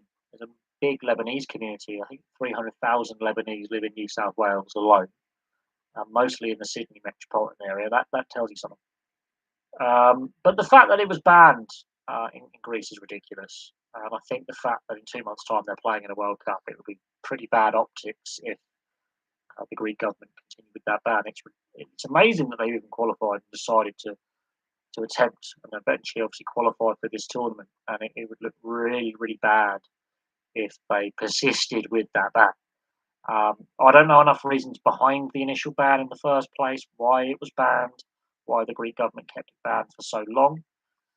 That's obviously a debate and a question for another video on the topic. But the fact that a modern democracy banning professional sport or amateur level, which would be the Greek league, would be semi-professional if it was to be a league, is quite ridiculous in the 21st century. And yeah, it's quite shameful to be fair. But look, there's a lot of sports. There's been calls to ban this, ban that. I mean, look, they banned women's football for the best part of 70 years, 50, 60, 70 years across Europe. After the First World War, it was suddenly banned, which is ridiculous. And the collaboratist Vichy government banned rugby league, and if you were caught training or playing, you were considered an enemy of the state, and you were sent to concentration camps and work camps in Greater German Reich, and it was seen as an act of resistance. So to be a rugby league player or fan in, let's say, 1941, 42 in southwestern France was quite dangerous, and it did cost people their lives because it was seen as defiance of the government. And it was seen as sort of defiance of, and it was seen as a sign of passive resistance against the political situation at the time. And yeah, President Macron begrudgingly gave a half-hearted apology, which is actually quite pathetic, really, because the government and the Nazis and the Vichy government seized property, they seized assets, and they deported people. Which is why there's that divide in France between league and union, and we don't see many cross-code players in French rugby playing who play league and then play union. It's either one or the other, and that speaks volumes about the division that's still in French society all these years later. Quite interesting, the history of French rugby league. It's taken a very long time for the sport to recover. Very long time. I mean, I got asked a question about, sport in Northern Ireland during the Women's Euros, and I said I would have to do a completely separate video in regards to Northern Ireland, both politically, sporting-wise, socially, and it would probably go on for hours. And the same can be said for what happened to rugby league in France in the 40s and 50s. And the government ban rugby league. But I'm surprised the Greek government, had it banned for so long, and why they finally saw sense when, this is ridiculous. We're playing in a World Cup. The fact that the Greeks have a limited chance of winning maybe a game, but being competitive and giving as good as they get, it's a positive step, and I hope this World Cup can help grow the sport on a more global level, especially with Jamaica and Greece playing in their first World Cup. And I mean, look, Jamaicans are sports mad. They're going to watch this, and there's a big Jamaican community in obviously the UK. There's a big Jamaican community in the US. They're going to watch, and If that can inspire the next generation of Jamaicans to take up the sport, um, that'd be fantastic. And the same could be said for their football team um, with the '98 World Cup. Um, yeah, I mean, Jamaica's a sports mad nation. There's a lot of Jamaicans in the US collegiate system, and they're trying to get this fledgling rugby league competition off the ground in the US on the East Coast. There is an interest in rugby league because of the NRL, and obviously in 2020 when they and the AFL were the two of the first major leagues globally to restart competition. It got picked up in the US. Oh yes, again, seen as a decadent Western capitalist sport because it was amateur, but it was played by the upper classes, and it wasn't seen as a working class sport. Absolutely. Well, rugby league, ironically, is very, very popular in Eastern Europe because it's seen as a working class socialist sport. Um, yeah, absolutely. The the fact that historically certain sports have been banned by certain governments, very understandable. There's a political and propaganda element to it. Oh, the enemy plays that sport. We don't want our people playing that sport because it's the enemy's sport. So with the USSR, like the Union, it's seen as a bourgeoisie ruling elite kind of capitalist, um, monarchist kind of. It goes against socialism, whereas rugby league is the socialist sport, hence why it wasn't banned. Hence why football wasn't banned, because it was seen as a working class game, the proletariat, so to speak. And that makes some sense. Um, and yeah, you could argue various reasons. It, to me, sport should be a unifier. It should be what I call a soft power with diplomacy. And famously, in the '70s, the US and Canadians had the Summit Series in the NHL, ice hockey against the Soviet Red Army team. Several high profile that would come over. The Red Army team would play teams like the Philadelphia Flyers, the Montreal Canadiens, Stanley Cup teams in the '70s. They didn't like playing against the Philadelphia Flyers because the Philadelphia Flyers wanted to beat everyone up. Broad Street Bullies era. I suggest you guys check it out with Bobby Clark, that toothless grin, where he's missing all these teeth. They were called the Broad Street Bullies for a reason. They beat everyone up. They were one of the most physical, hard-nosed, grindy teams you'll ever come against. And the Soviets didn't like that. So they said, we'll put the Montreal Canadiens in. High-scoring team. And there was one series where the US were battered by the Soviets, so they put the Canadians in against them, and it ended in a big fight, bench clearing. And they were very interesting matchups in the '70s and the '80s. There was that World Juniors fight, I think was it '88? I think it was '88, and yeah, the World Juniors brawl, bench clearing brawl.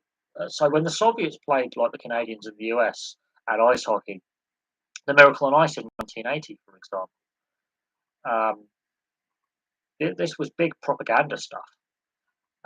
Big propaganda stuff. And bearing in mind, in the '80 and '84 Olympics, the US and Soviets boycotted each other's Olympics over the Soviet invasion of Afghanistan. But at the Winter Olympics, the Soviets went to Lake Placid. Well, the US beat them. Then the Soviets refused to go to the medal ceremony, quite famously, um, at Lake Placid. And this is at a time when the Soviets were just getting involved in Afghanistan, and then not long after that, you had the boycotts over the Olympics. There was one of them. I think that was that '72 or was no, that was '88. That was the World Juniors where they turned the lights on and off constantly, and they're just wailing on each other. They're fighting. They are going for it. Um, and the Soviet players don't know what to do because their style of ice hockey at the time was all skill based. sort of passing movement, silky skating, silky skills, and then you've got basically the North American thugs. Because this is before the Iron Curtains come down, so very few European, especially Eastern European players have come over. There's some Scandinavians, but and some Germans, but very, very few Eastern European players from Czechoslovakia and the Soviet Union that have come over at this point. And we can discuss the Bure brothers, and Alex McGillney is a prime example of how they had to smuggle him out. There was a Pavel Demitra was another one they had to smuggle out from the Czechoslovakia. Although the Czechs were a bit less, oh, we won't shoot the border crossing, but um, Alexander McGillney was one where they had to quite literally smuggle him out from under the noses of the KGB, and there were threats against them and his family and all sorts of stuff. But yes, the '88 World Juniors, they just turn the lights on and off, and they're not stopping. Um, and then that was quite how seriously they took it. You don't see fights in international ice hockey. It's one of the few at the Olympics and the World Championships. You never see fights, even though fighting is sort of in the game. You never see that kind of brutality. Best way to describe it um, in international hockey anymore. Doesn't happen. Um, it happened in the '70s and '80s, especially in the '80s. Yeah, they just turned the lights on, and they're still fighting. But that's also on the referees like losing control of the game. But it's a very politically charged climate in the '80s between the two, between North of the Canada and the US and the Soviet Union. Very, very politically charged at the time. And you've got the Olympic boycotts. You have the Soviet invasion of Afghanistan. You have the rise in tensions between East and West. You've got Reagan's policy in trying to end, and you've got the Malta conference, and you've got the Reykjavik conference, and you've got Gorbachev comes along in the mid '80s, and you've got Glasnost and Perestroika, and then you have the collapse of the Soviet Union, and Boris Yeltsin becomes first president of Russia, and then obviously the collapse of the Soviet bloc, and then you have the collapse of the Czech Republic and Slovakia into separate nations, and the collapse of the Yugoslav republics, and all sorts of happening in Eastern Europe. Fighting. Oh, yeah. Well, any of the former Yugoslav nations, when they play each other, it gets a bit tasty, like Croatia and Serbia, Serbia and Kosovo, Serbia and Albania, Montenegro and Croatia, Bosnia, and all of them. The former Yugoslav, the only Yugoslav republic that doesn't seem to hate the rest of them is Slovenia, quite frankly.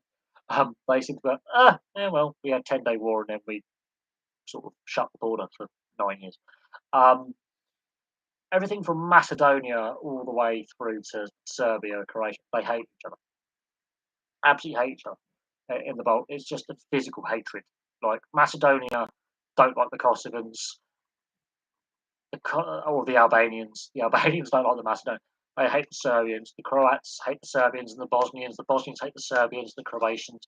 The Montenegrins hate the Croatians and vice versa. It's just an absolute shambles of a shit show. How Tito kept that country as one for nearly 40 odd years before he died is ridiculous, because I don't know how he did it. It shows how quickly it crumbled after he died. It took 9 years, and it was a bloodbath for the best part of a decade. Yes, quite tasty. Yeah, and there's rising tensions in the Balkans right now. And it could all kick off again.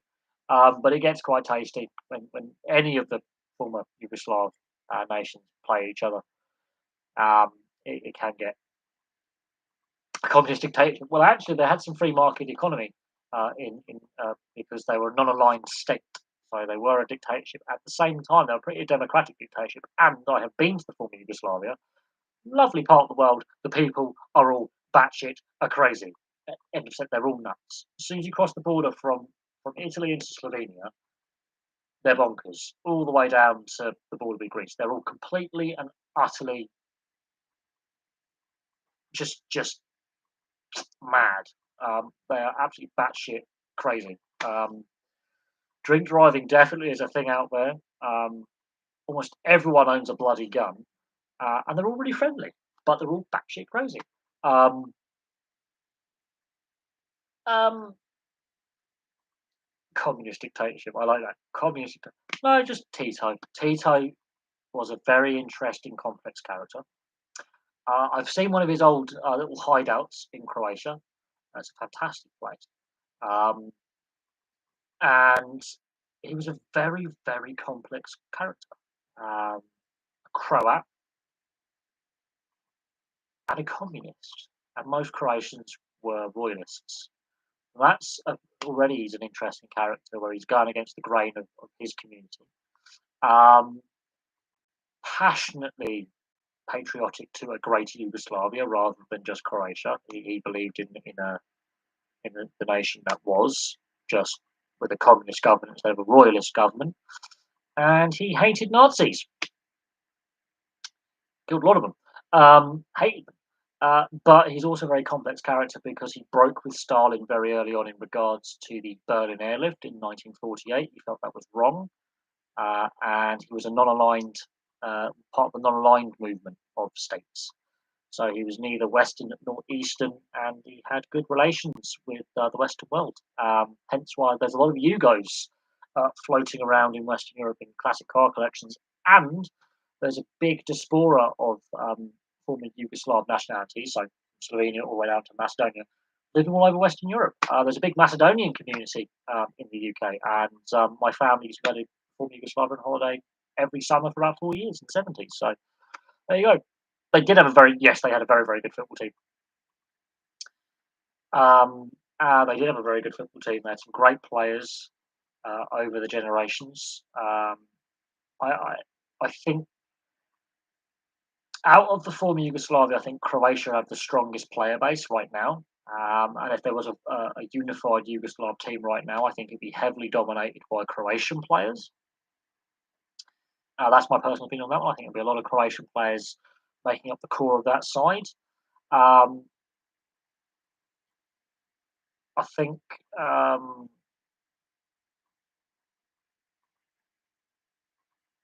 that would be very interesting for the united Yugoslav side out the former Yugoslav republics from Slovenia to Macedonia, North Macedonia. Sorry, because the Greeks get a bit weird when you call it Macedonia. They just have their neck is getting a twist and they get all angry. The Macedonians go, we don't care. It's a word, but weird.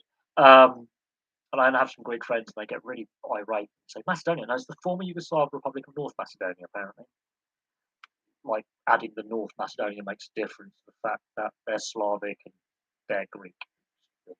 Um, Odd. Uh, but here's the thing. Yeah, I think if there was a formed Yugoslav team out of all the former republics, I think it'd be heavily Croat dominated right now.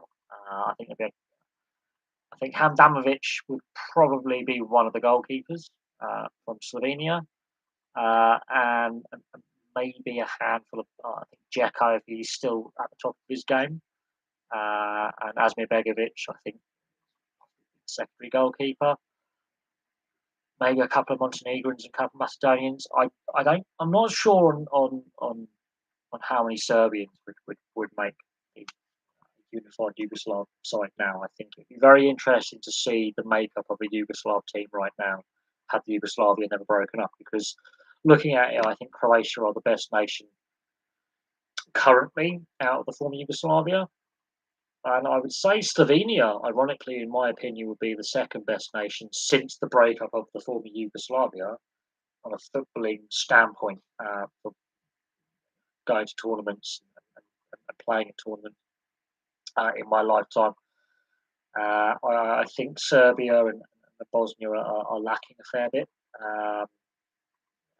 Montenegro, North Macedonia, um, haven't really kicked on. They've shown some promise and they haven't taken the next step. But they did have a very, very good side back in the 60s, 70s, and 80s. It was a fantastic team.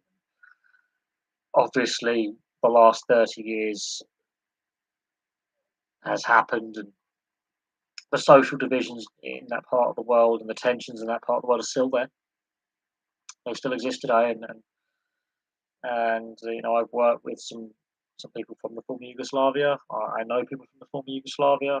Um,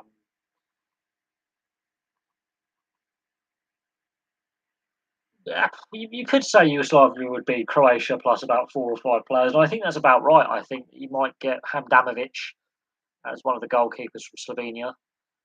You might get a couple of Bosnian players. Um, there are some decent Bosnian players um, into that team. I'm not. It's complex because historically they were a very good side, and obviously with what's happened, it's just oh god, yeah. You combine all the former nations, and you pick the best players from all of them. You have a scary, elite 30-man squad for a World Cup or a Euros, and you would have players from every single one of the nations in that squad. The problem is keeping that squad united and working together with the various cultural and religious backgrounds within that team. Um, and I think that's one of the things that I think held Yugoslavia uh, back in the day was that division with Croats, Bosniaks, Serbs, Kosovans, ethnic Albanians, basically, Macedonians, Montenegrins, Slovenians.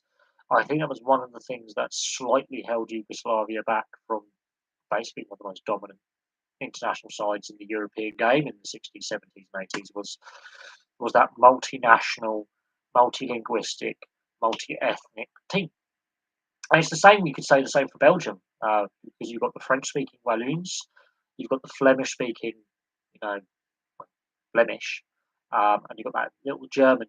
I mean, in the Belgian team right now, you've got French speakers, you've got Flemish, well, Walloon, which is a dialect of French. It's not pure French. You've got Flems, Flanders, Flemish speakers. You've got some Germans in that Belgian squad, technically, for background.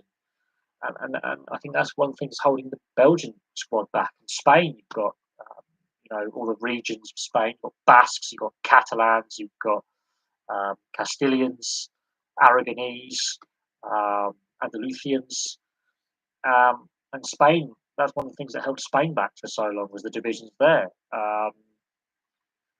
So yeah, Spain. Yeah, Spain is again the divisions in Spanish football are more than just the club Barcelona, Atletico, Real, Bilbao. It's Basque, Catalans, Castilians, Andalusians, the regions of Spain, like places like South where Vigo play and Deportivo, right in Galicia, all the way to Andalusia and Murcia. To it's got the Aragonese, you've got Castilian speakers, you've got the Catalans, the Basques, and that always seemed to unsettle the Spanish, and they used to fall apart.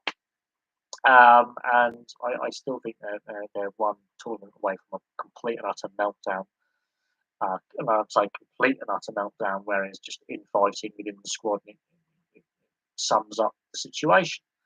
Um, and you know, the French always seem to have a meltdown, and they're very regional as well. The French are exceptionally regional when it comes to putting a side together. The side that won in '98 and in 2000, the '98 World Cup, 2000 Euros, had players from all over the spectrum. It even had French Basques in it. It had Corsicans in it, those of Italian origin, those of immigrant origin. You had Bretons, people from the Burgundy region, Parisians, you know, all over France. It was a very, very cosmopolitan French squad. Very cosmopolitan. And France was politically and socially is a very divided nation. Oh God, USSR, yes, yes, yes, the former Soviet Union. You have look at the Soviet side of the 80s. Dynamo Kiev, like 8 or 9 players in that squad were Ukrainian, out of Dynamo Kiev.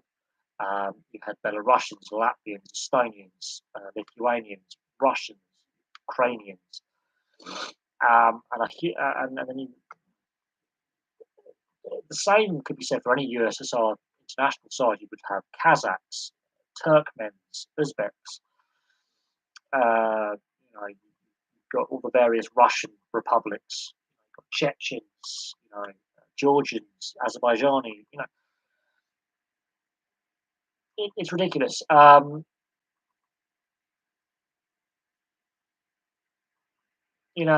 obviously you split up the Soviet Union, and then you look at um, the nations that come out of that, and that's ridiculous. And what's happened between Russia and Ukraine and Belarus to a certain extent right now, where Belarus is allowing Russian troops to move through their territory, the political side of things, it's quite sad, really, because some of the best European players, some of the best players ever, in my opinion, of the modern era, have come out of the former Soviet republics, like Andrei Arshavin, fantastic player. Sergei Rebrov and Shevchenko, Andrei Shevchenko, Alexander Khleb of Belarus, Timoshuk, who's also Ukrainian, who was playing at St. Petersburg and Germany. Fantastic holding midfielder. Um, you know, they've had some fantastic players have come out of the former Soviet bloc, and yeah, it's a sad state of affairs what's happening right now in Eastern Europe. It really is. And then some other fantastic players have come out of like the Caucasus, like Thomas Ketsbaia. Remember him in Newcastle, big bald guy, from Georgia. Spain could, in theory, yes, split into 4 or 5, 6 or 7 countries. It could splinter, absolutely. It's a very divided nation. It's very regional. Every province is autonomous, so every region is autonomous in its government, um, which is an interesting stat. Um, but yes, Spain is a very, when it comes to football, the politics um, does divide the dressing room. And I fear Spain at this World Cup could be again equally divided when it comes to their squad selection and the various regional personalities. You add the Basques into it, nationalities as well, because the Basques see themselves as really very fiercely independent in outlook and what they want as an independent Basque nation. Which just imagine that would be fantastic. I mean, Bilbao would win the league like every season, but um, they are fiercely um, nationalistic, the Basques, and it's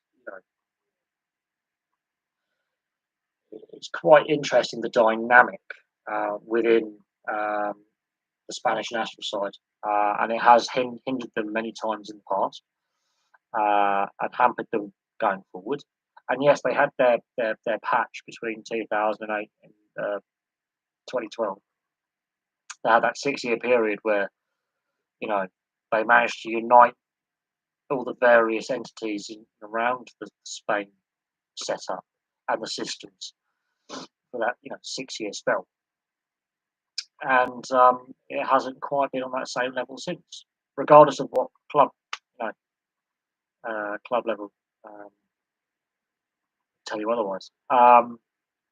No, the Georgians have now started to play rugby more religiously, um, but they had some good players in the 80s that were part of the national side. The Baltic nations, yes, you could argue more basketball and ice hockey, and that still plays out today. Lithuania is more of more of a basketball nation. Latvia is more of an ice hockey nation. Um, the football side of things, obviously, more famously, it's Ukraine and Russia, but the other component parts of the Soviet Union supplied players at various points during the Soviet Union's existence as a footballing nation. Um, the sad thing is obviously the breakup of the Soviet Union hampered and hindered the up and coming football associations and the finances of the game for many years in Eastern Europe.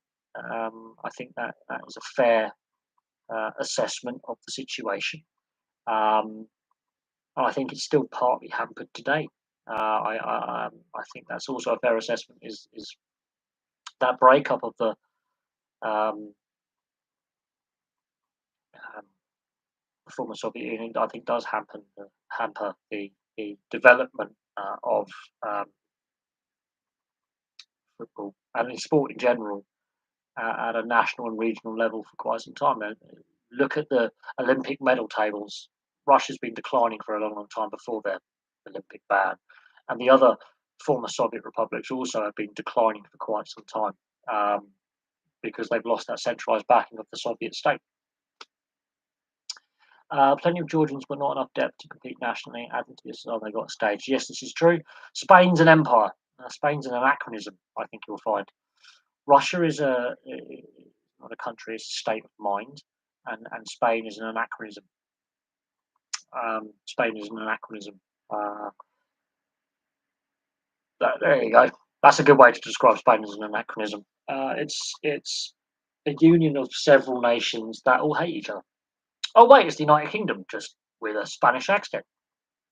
The UK, four nations that hate each other with the same head of state. It's the same thing. Uh, Catalans, the Castilians, the Aragonese, Navarre, Basque Country, like the Basques, Murcia. Spain is an anachronism because some of the regions don't speak Castilian, which is court Spanish. The regional dialects are so different. It's ridiculous. Could the Baltic nations become football powerhouses? No. Lithuania is more basketball. Latvia is more ice hockey, and Estonia population sizes just aren't big enough. They haven't got enough population size, which is a shame. They produce some fantastic athletes. They produce some fantastic individual players. Marian Pahars is one that springs to mind from Latvia. Um, and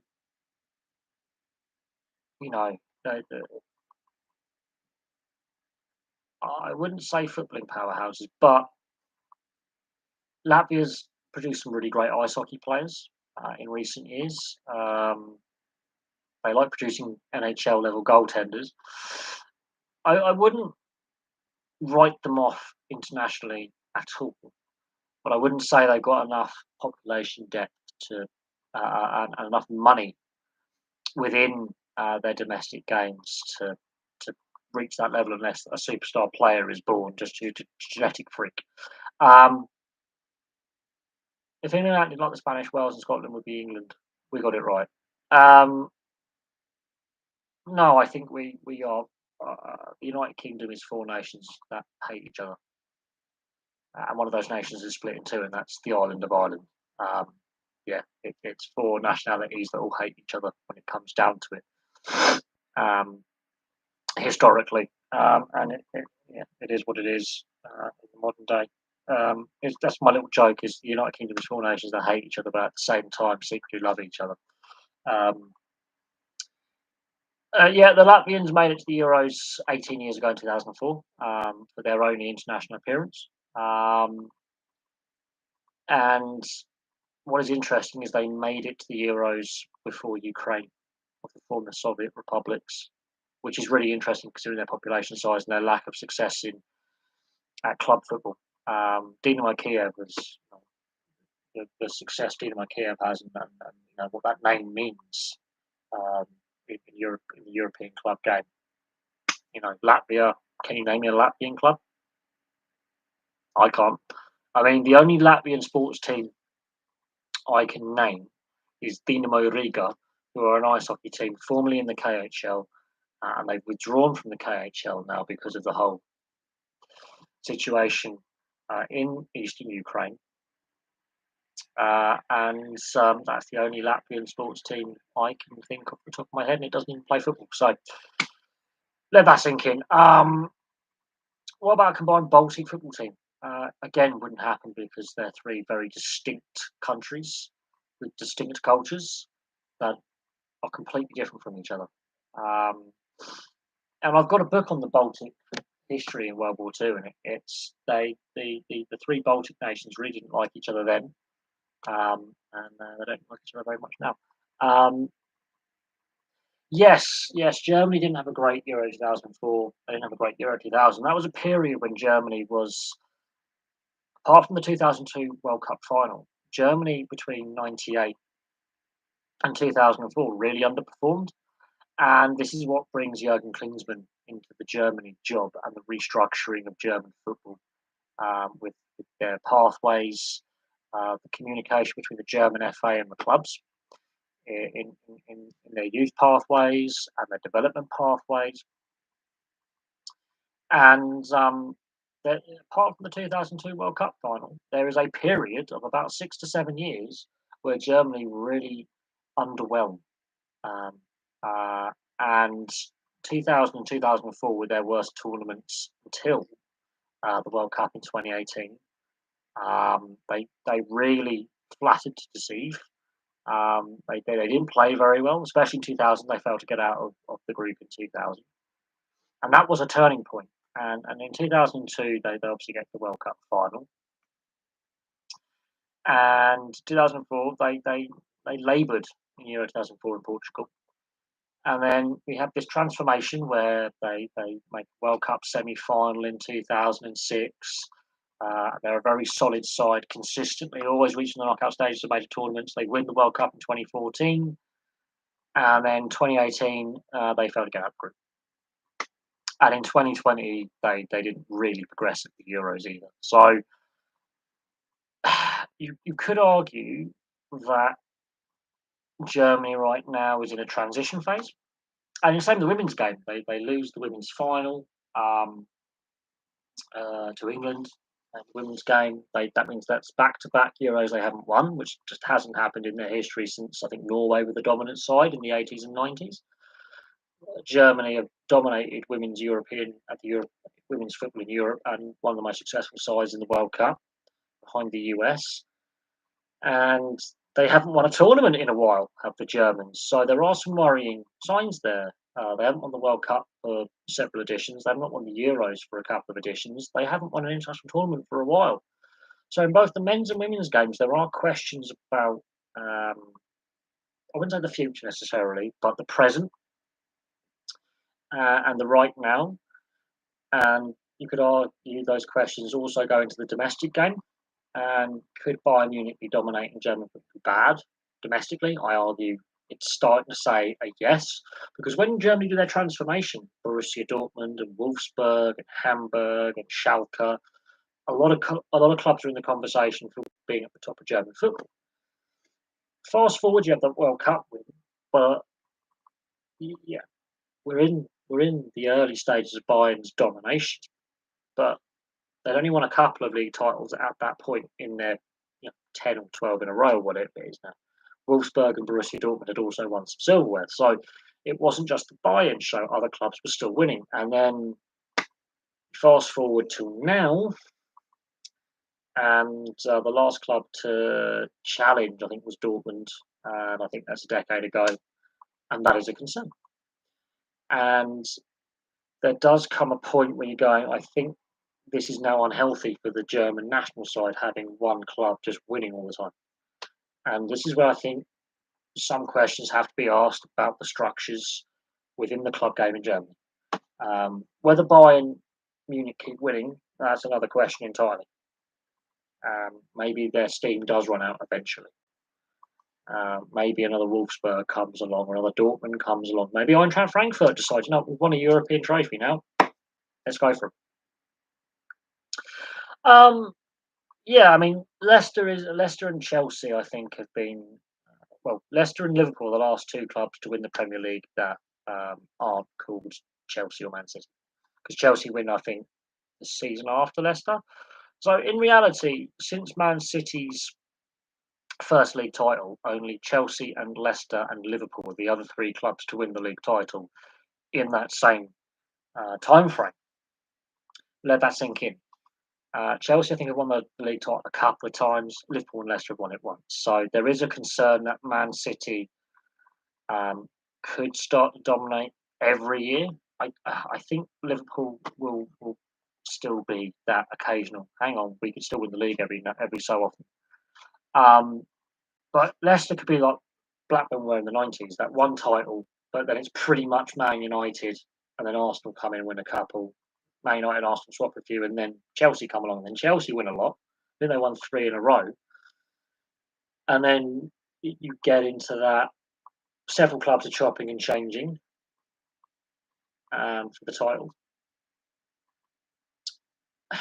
I think it's a difficult one because Man City have like unlimited wealth, and the only club to challenge them financially is Newcastle. And we don't know what Newcastle are going to do this season, quite frankly. Newcastle need to win a trophy, whatever trophy that is, to justify their takeover. Leicester could be dangerous in the cup competitions again. Don't underestimate Leicester just because they finished a bit lower last season. I think a few injuries caught up with them, and I think some players nearing the end of their careers. But Leicester have been very, very good in the transfer market and buying and selling players and investing in that squad and not overextending themselves. I think Leicester are in a transition phase. They could be dangerous in the cup competitions. Don't write them off. Arsenal under Arteta, they're a dark horse, in my opinion. Chelsea under Tuchel, will Tuchel be there at the end of the season with new ownership? Who knows? But I think it's Liverpool and Man City. And Man City, if they don't win the Champions League at some point in the next year or two, I think Guardiola moves on. Um, and a lot depends on this World Cup. If Spain have a disastrous World Cup, then maybe Guardiola decides, hang on a second, let's have a chance at the international group. I wouldn't say I'm on cloud nine. I think it's a nice start to the season. Blackburn winning the first 3 games of the season. I don't think that's ever happened. We are historically slow starters. And when it comes to league seasons, historically slow starters, and I'm kind of glad that isn't necessarily always the case now. I want to see us do a sustainable season. We ran out of steam last season, and that cost us a playoff place, quite frankly, and possibly even an automatic promotion place. I think Tony Mowbray was still going to call it a day at the end of the season, regardless of the result of where we ended up. 5 years in a job in football these days, that's considered a long time. Very few managers in the English game have served longer than Tony Mowbray, which is generally terrifying, quite frankly. And they're called Klopp and Guardiola. And I'm not joking. Tony Mowbray was one of the longest serving managers in English football at that point. And I think Klopp and Guardiola were 2 managers that were at their clubs longer. And that is quite ultimately shocking, in my opinion. And honestly, I can't see Klopp going anywhere anytime soon. Guardiola, it all depends on, I think, how this World Cup goes with Spain and maybe another big nation.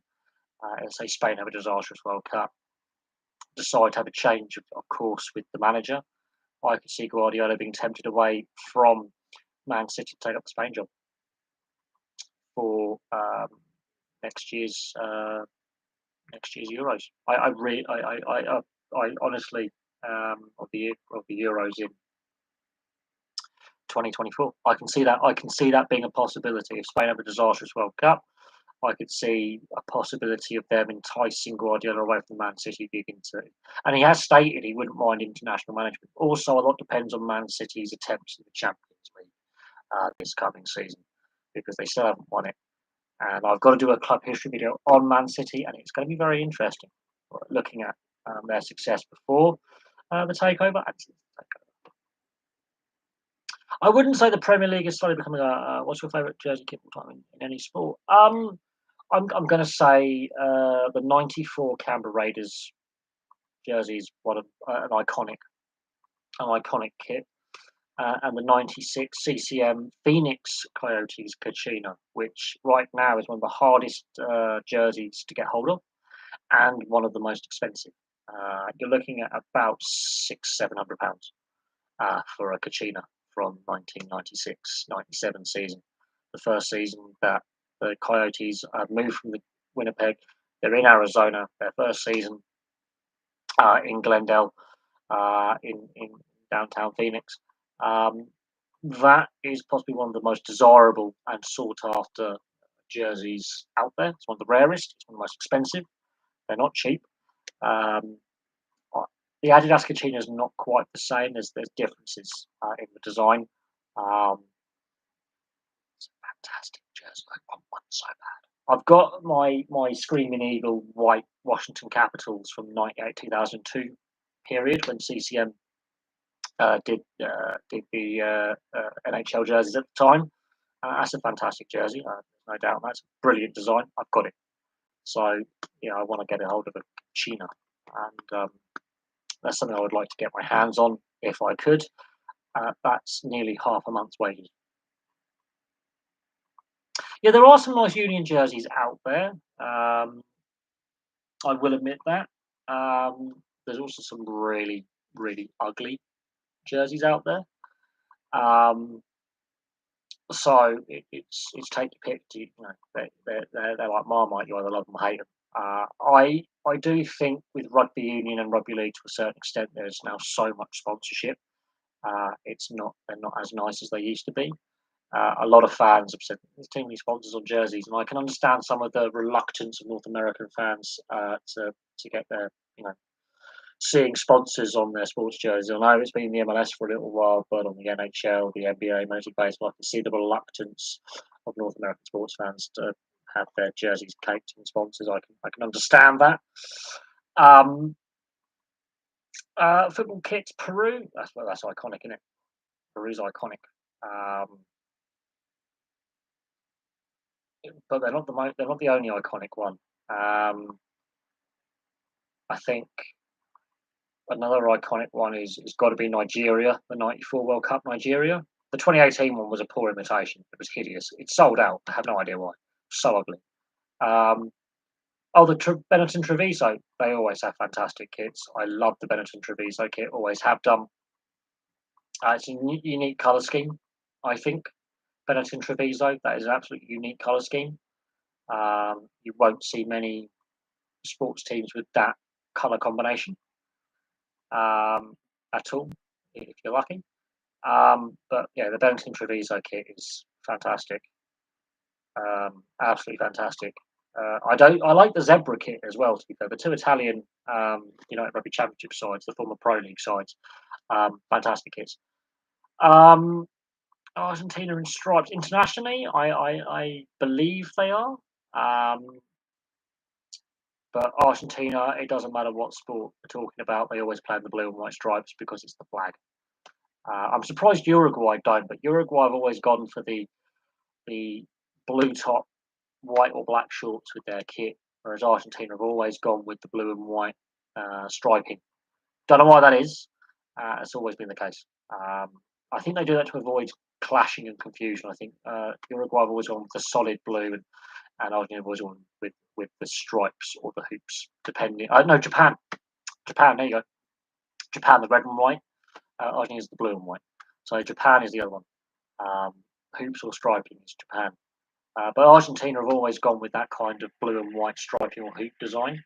And Uruguay have always gone with the solid blue design, even though their flags, if you look at the Argentina flag, it's a side-on tricolor with the sun in the middle, and Uruguay is sort of like the United States kind of style with the sun in the corner and again the striping. So their flag designs are very, very similar, ironically, and their national colours are very, very similar. And that goes back to the formation of Uruguay and Argentina politically in the 1830s, 1840s, 1850s, 1860s, their formative years, forming what we now know as modern day Uruguay and modern day Argentina.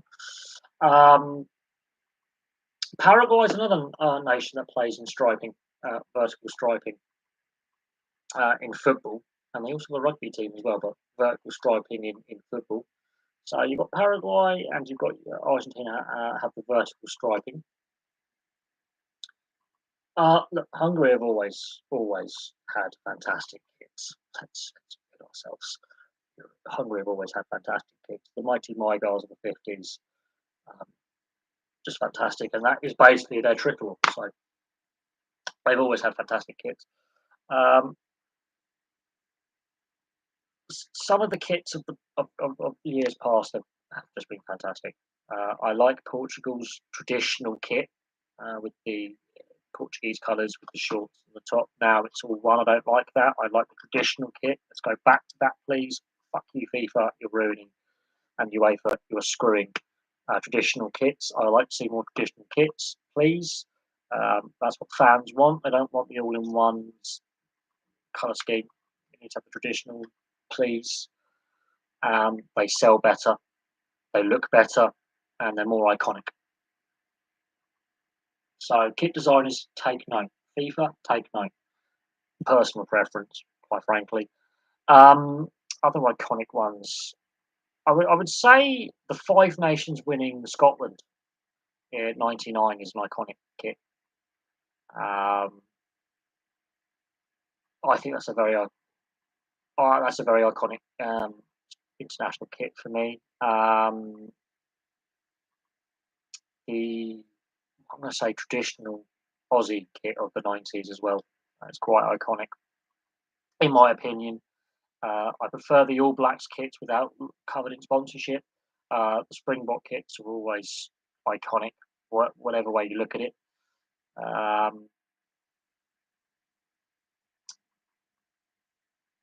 The mid '90s Italian rugby union kit was really sharp, really fantastic. I have to admit, a lot nicer than the kit they have now.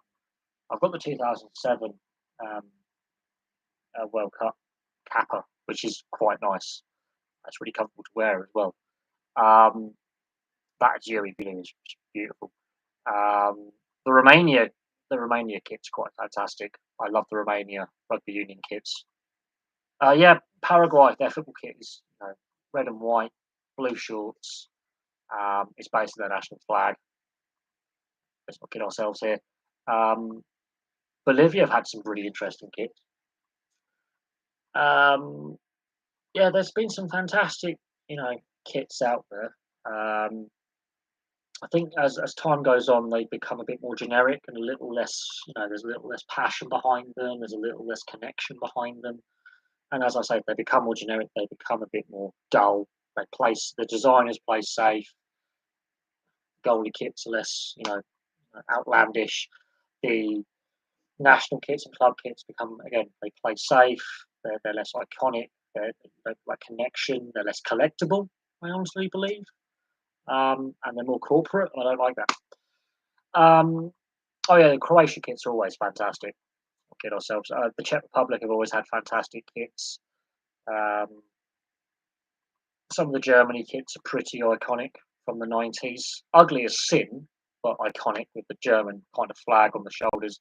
Absolutely hideous kits then and now, but they are iconic and they're called classics and they're really collectible. They're a bit painful on the eye, but hideous. But the traditional German with the black hoop at the bottom, the black neckline, black shorts, white top,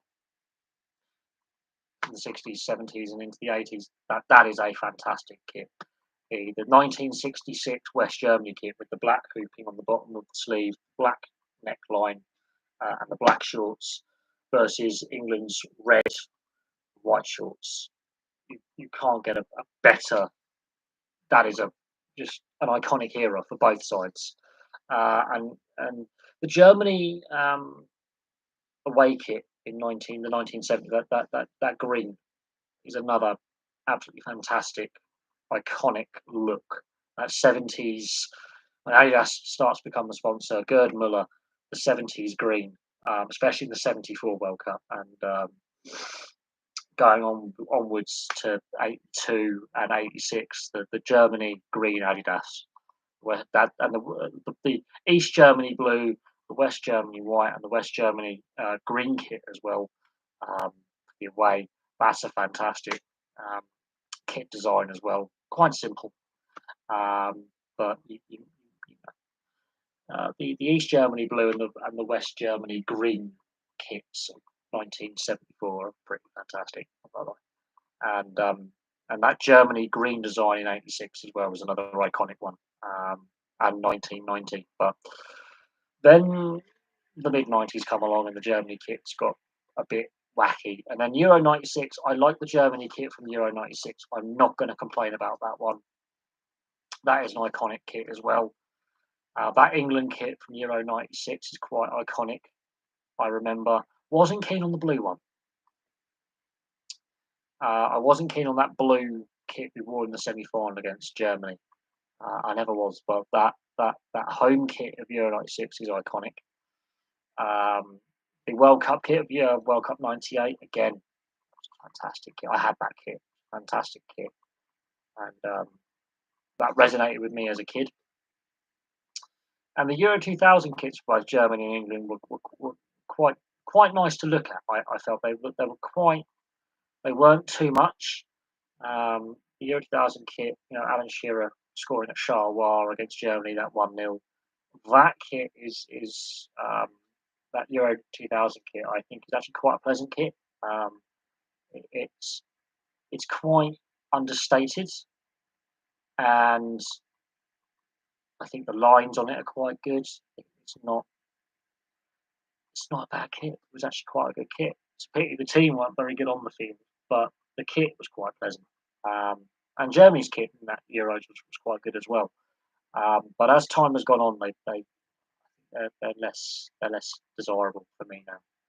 I think kit's design now has become very generic, um, and they're all pretty similar. They're just different colour schemes, and they're not as, for me, they don't scream to me, buy me, or this one that's desirable. Um, the women's Euros, that women's um, either they're both iconic. Both absolutely. The white one with the red numbers is iconic for that semi-final against Portugal and Eusebio, and of course the final with the red kit with the white numbers again is iconic because Germany were playing in their traditional white with little black stripe at the base of the sleeve and around them. That Germany kit of '66 was also pretty sexy, not gonna lie. But that women's away kit in the women's Euros, which was basically the Dutch kit, was absolutely hideous. A friend of mine, we were obviously my friend's funeral at the beginning of the week. We all had to wear our football shirts, and a friend of mine, she was wearing her England's Euros away kit, which I said to her, "That is epileptic-inducing, hideous." She was like, "I know, not nice. It's not a nice kit. Not gonna lie. That women's. There's a reason why they only wore the socks in one game when they were the away team. The colour scheme was all wrong." Um, and I think the FA quickly realised this is not a good kit. Yeah, Bobby Moore in red. Yeah, good call. Good call. I would say for me, I think the white kit of '66 with the red number on the back is I think a much better. It sort of should be what the England kit is now, but it's not. That basic, just the crest, the red number on the back, and just pure white. And the away kit should be the red with just pure red with the white number on the back. That is just don't mess with it. You don't need to have like loads of weird swirls and just plain colours. Simplify, make it desirable. Because I'm not gonna lie, that women's orange away kit was absolutely vile, absolutely disgusting. Not a fan of it. Not a fan of it at all. But that's again personal opinion. Um, Others may go, that's actually quite a collector's item. It may be one day. I wasn't a fan of it. If I'm being brutally honest, I actually thought it was vomit inducing. It looked like the colour of vomit. And the Dutch away kit was basically England's home kit. It's weird because they're both sponsored by Nike. So who knew? I think Nike got that one wrong. I think the design was wrong.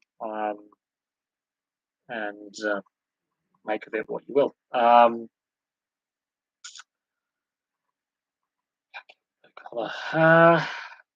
Oh, yeah.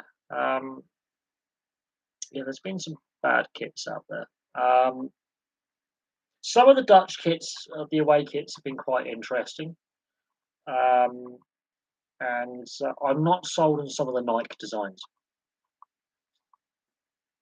Yeah, well, of course, '70s was before my time, but I've seen some of the photos, and again, it looks like Arsenal or Southampton away kits, which are yellow and blue traditionally. Like Southampton winning the FA Cup against Arsenal in that yellow and blue kit. It's just you're looking at a club side. Yes, not great. They should have been the goalkeeper kit. They weren't. Yeah, enough. The less said about some of the disasters, the better. There's a reason why England weren't very good in the 70s, and I think the kit was part of it. It was generally vomit-inducing, to be brutally honest. But then there's the I think '94 French kit with the Adidas kind of claw on this, like yeah, the early Robert Pires era and Eric Cantona era for France. That was a Adidas got it wrong in the mid '90s. Some of their kits were a bit. When Adidas went from the leaf design to the boot design, kind of their corporate. No, I always thought Umbro was a bit cheap and tacky, and then you realise they're owned by Nike. Let that sink in. Let that sink in. But then again, we've had Admiral make some of our kits. They're a cricket kit designer traditionally. So in '82, Admiral was the kit designer of choice. That '82 kit is not a bad kit, to be fair. I prefer the '86 kit if we're looking at historical kits that are collectible. It's really hard to get your hands on because they're so rare these days, and if they're in any condition, they're not the best. And some of the prices are ridiculous. But yeah, no, I'm not overly keen on Umbro designs. I never have been. If I'm being, I never have been overly keen on Umbro. Um, if I'm being honest, they're basically just a cheap version of Nike. They're the same design team as Nike, um, and I would not want to see Canterbury try and have a go at a football kit. It would be a disaster. Um, quite frankly, O'Neill's do, and they primarily make rugby league kits, and they're a British company. So okay, maybe Canterbury though have a lot of money problems, and Umbro now make the rugby union kits. Let that sink in. Umbro now make rugby union kits. Um, they also made the '82 kit as well. So they had a period between '75 and '82 making union kits, and some of them were quite frankly pretty shit. Um, and Don Revie, the less said about him, the better. After he left Leeds, it went a bit downhill for him. Really, he died. I think in the he didn't live very long after that. Don Revie, he died. I think in the '80s he died. He didn't go much past the England manager's job after he left Leeds. He didn't live very long. I seem to remember. Um, which is interesting. But yeah, the Don Revie era of England was a bit of a disaster, quite frankly. We didn't qualify for 2 World Cups in a row, partly off of Ramsey against Poland, but we didn't qualify for the '78 World Cup. It was a bit of a disaster for English football. It didn't work out with Don Revie as manager, and it's not an era of English football that is held with a lot of fond memories on the international stage. Clubland were doing really well, but internationally we were not very good. Scotland, on the other hand, were a lot of people hated Reevy. It wasn't just Southern-based journalists. A lot of people didn't like Don Reevy and the style of play that he employed with his teams. That's why Leeds was so disliked. They won titles, but it's the manner of their style of play. They were known to be rough and ready, not in a fair way. Um, they were known to be a bit dirty on the field. And it didn't suit every player that we had available for England at that time to play the Don Revie style, which was niggly, feisty, nasty play, really. If you look at Leeds back in the 60s and 70s, they were a very physical, quite frankly, dirty team. Not gonna lie. And it was more than just the southern-based journos. Journos, journalists in Manchester, because the Guardian's among the biggest national newspapers, weren't big fans of Don Revie either. So it wasn't just the southern-based journalists. There was a lot of dislike for Don Revie outside of Yorkshire. And a lot of people do say Brian Clough should have got the England job over Don Revie, but Brian Clough ends up at Leeds, the damned United, and then he ends up at Nottingham Forest, and the rest is history. And Don Revie didn't win any silverware after leaving Leeds, whereas Clough, with Derby, wins some silverware, goes to Forest, wins a lot of silverware, and the rest is history. The best England manager we never had. They weren't that bad. Yeah, no, look at the footage. I think at that time tackles flew in. We're not going to, and then if you could, but Leeds, yeah, they won trophies, but their style of football wasn't necessarily what was needed. I think it started a trend with a lot of clubs trying to copy them, and there's that famous.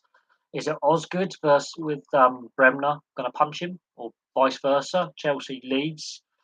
I think it's either an FA Cup final or it's when they're going for the league title. I can't remember which FA Cup or league, and they were trying to kill each other.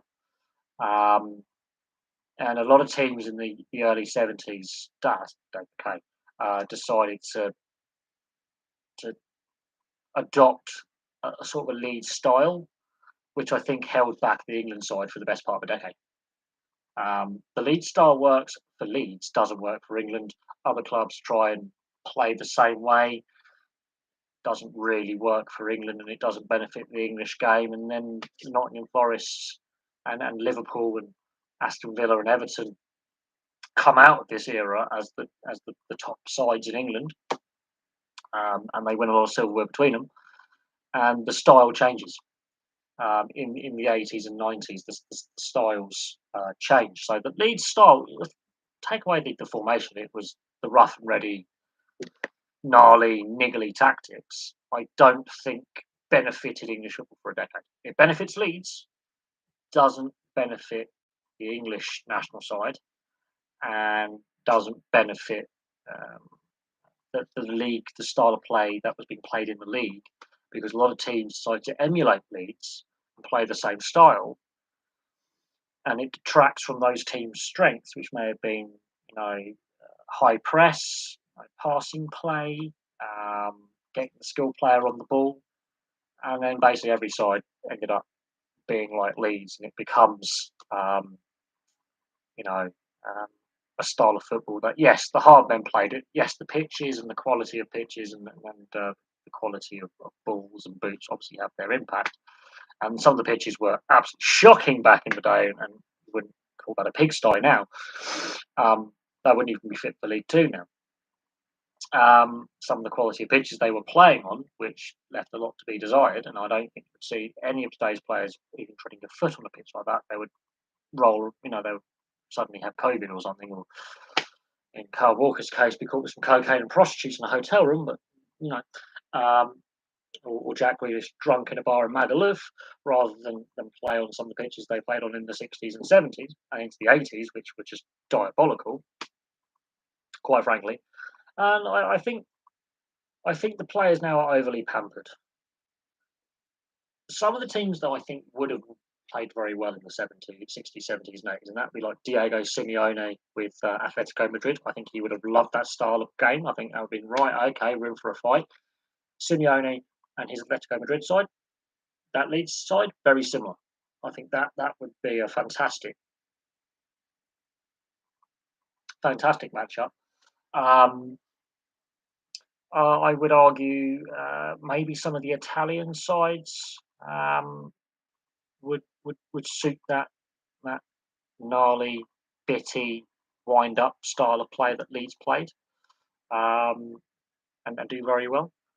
But you can see like a Diego Simeone style side, absolutely enjoying that style of football back then. You can see Simeone going back in a time machine with his Atletico Madrid system and winning the league every bloody season for a decade. I think whether they're more professional or not, they did have their purple patch for those Don Revie seasons. I've done my Leeds video. It's going to be interesting when I do the Liverpool and the Man United and the Arsenal videos, I've done the Chelsea and Leeds videos, and you can definitely see a period where they are the top side. Um, Wolves were a top side in the 50s. So they were the side to beat then, and then Liverpool come along and Man United and the Busby Babes and Shankly and all that.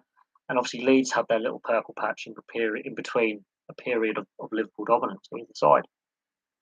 And then Nottingham Forest had their little patch again in between Liverpool either side. So there are clear moments where Liverpool seem to be a consistent trend all the way from the 60s through till 1990. Then there's that gap, and then there's Liverpool that we see under Jurgen Klopp.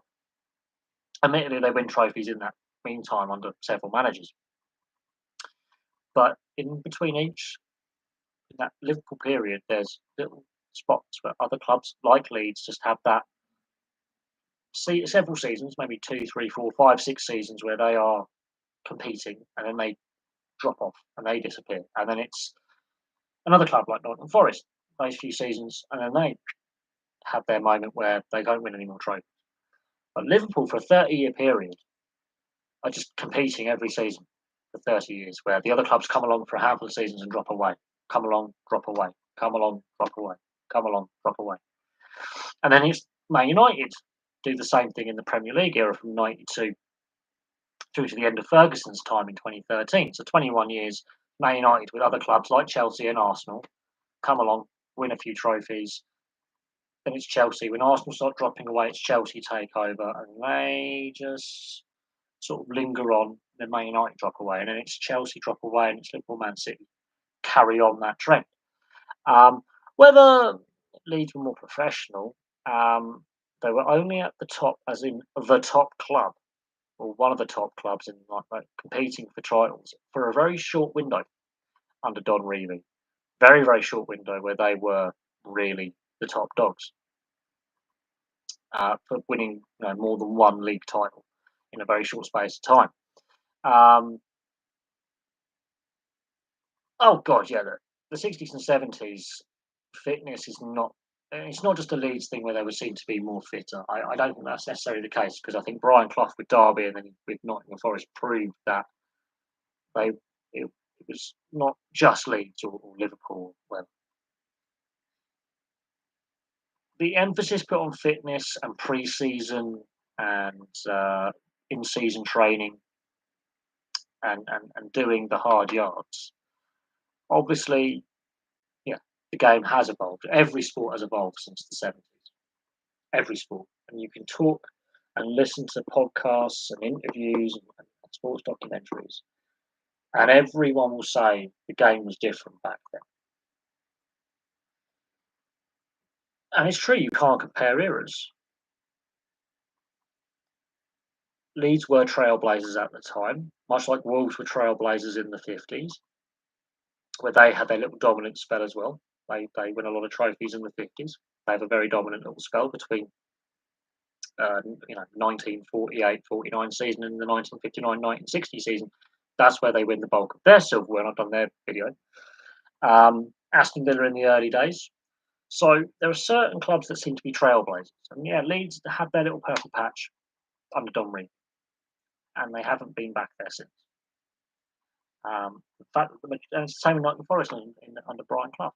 Again, haven't been back there since. So that's what's interesting to me is some of these clubs have been flash in the pan, where they're at brief 5, 6, 7. Brian Clough's place, they were very competitive for a very long time, for a whole decade. But Leeds, it was a 5, 6 year period where they changed how things were played, not only at Leeds, but league wide, and other clubs saw what they were doing and adjusted accordingly. But yeah, no, the fitness in the 60s and 70s was shocking. That's why when I look at top goal scorers per season and goal records, a lot of them are what I call pre the modern era.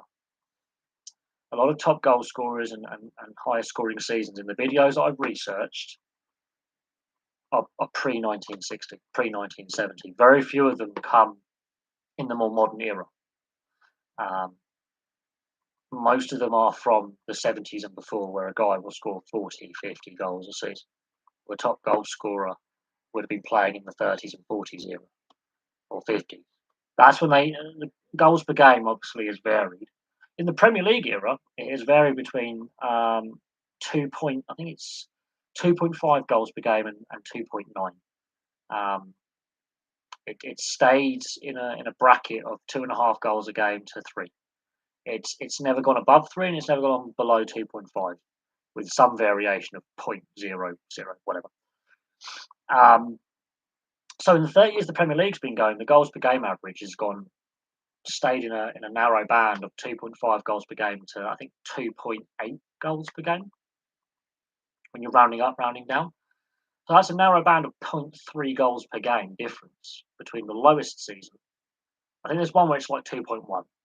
There's a couple where they drop down, but for the most part, it's the average is I think 2.7 goals per game over 30 years.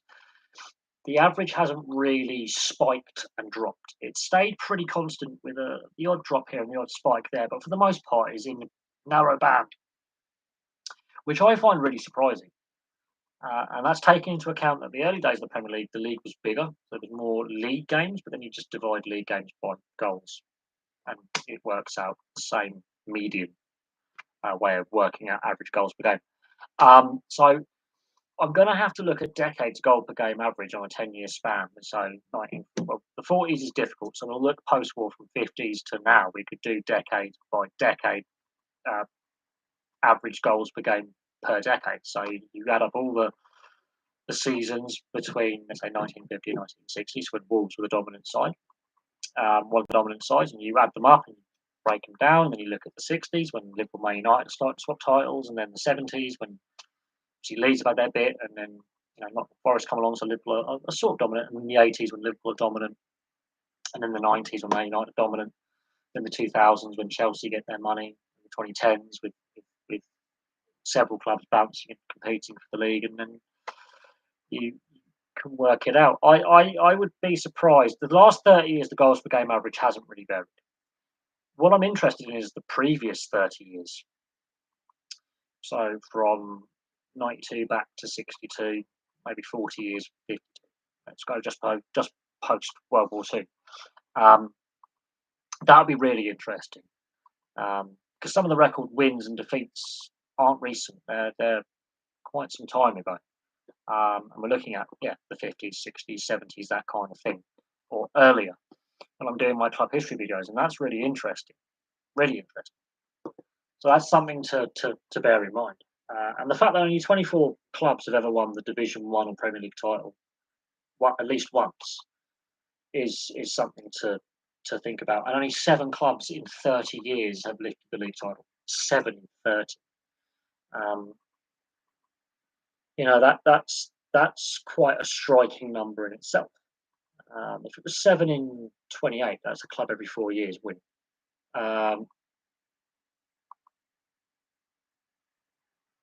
Under 235 or 44, there were more goals. It was a more open game. You could argue the formations being used. You could argue, the fitness, the quality of the playing surface, which until the 90s was, shocking. And even in the 90s, there were some bad pitches. I would say more the 2000s, the pitches have become better quality. The last 20 years, the pitch quality has obviously massively, massively improved from where they were. The first decade of the Premier League, the pitches were terrible. You can argue the fitness, the style of play, the tactics, absolutely. The quality of goalkeepers has definitely improved. And you could argue a more open game. You could argue the game has become too professional now, far too professional. But then we still have that record-breaking bad defensive season by Swindon in '94, with over 100 goals conceded in the top flight season. That wasn't done before or since. So then in the modern era, you have this aberration. I think they're overcoached. They're too professional. I do think it's just too generic now. They're like robots. I find football now less enjoyable than in the '90s and the early 2000s.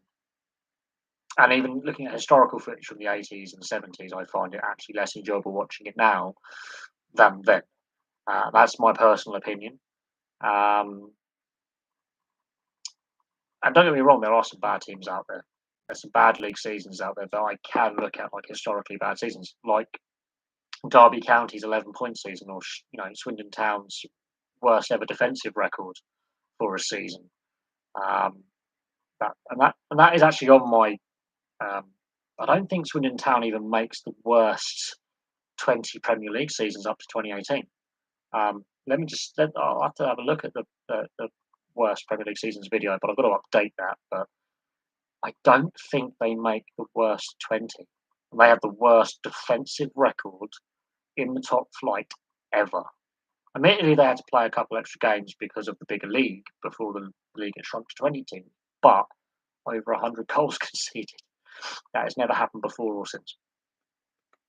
So even though we're saying that goals per game is probably less now than what it was 30 years prior, from the Premier League era, Swindon Town in the what I call the modern era do have the worst defensive record in the top flight. So, and even then, in that Premier League season, the goals per game average is in that average band of 0.3 between 2.5 and 2.8. So even with Swindon Town just letting teams score at will and literally just standing still, going, have a go at the goalkeeper. The goals per game average is not as high as it has been. I think the goals per game average has gone up slightly from the beginning of the Premier League era till now by I think 0.2 overall, maybe 0.3. It's not egregiously like a whole goals difference. It's never been a whole goals difference. It's always been in the twos, 2.5 to 3 range. Yeah, Swindon Town's claim to fame. Let me have a look at the Swindon Town. I think I've got the notes in here, and it's really funny because I've done Swindon Town history video. So let me. Yeah, here we go. Um, wow. So the Premier League season of 93-94 season, so the second Premier League season of all time, they got 5 wins on the season and conceded 100 goals defensively. There you go.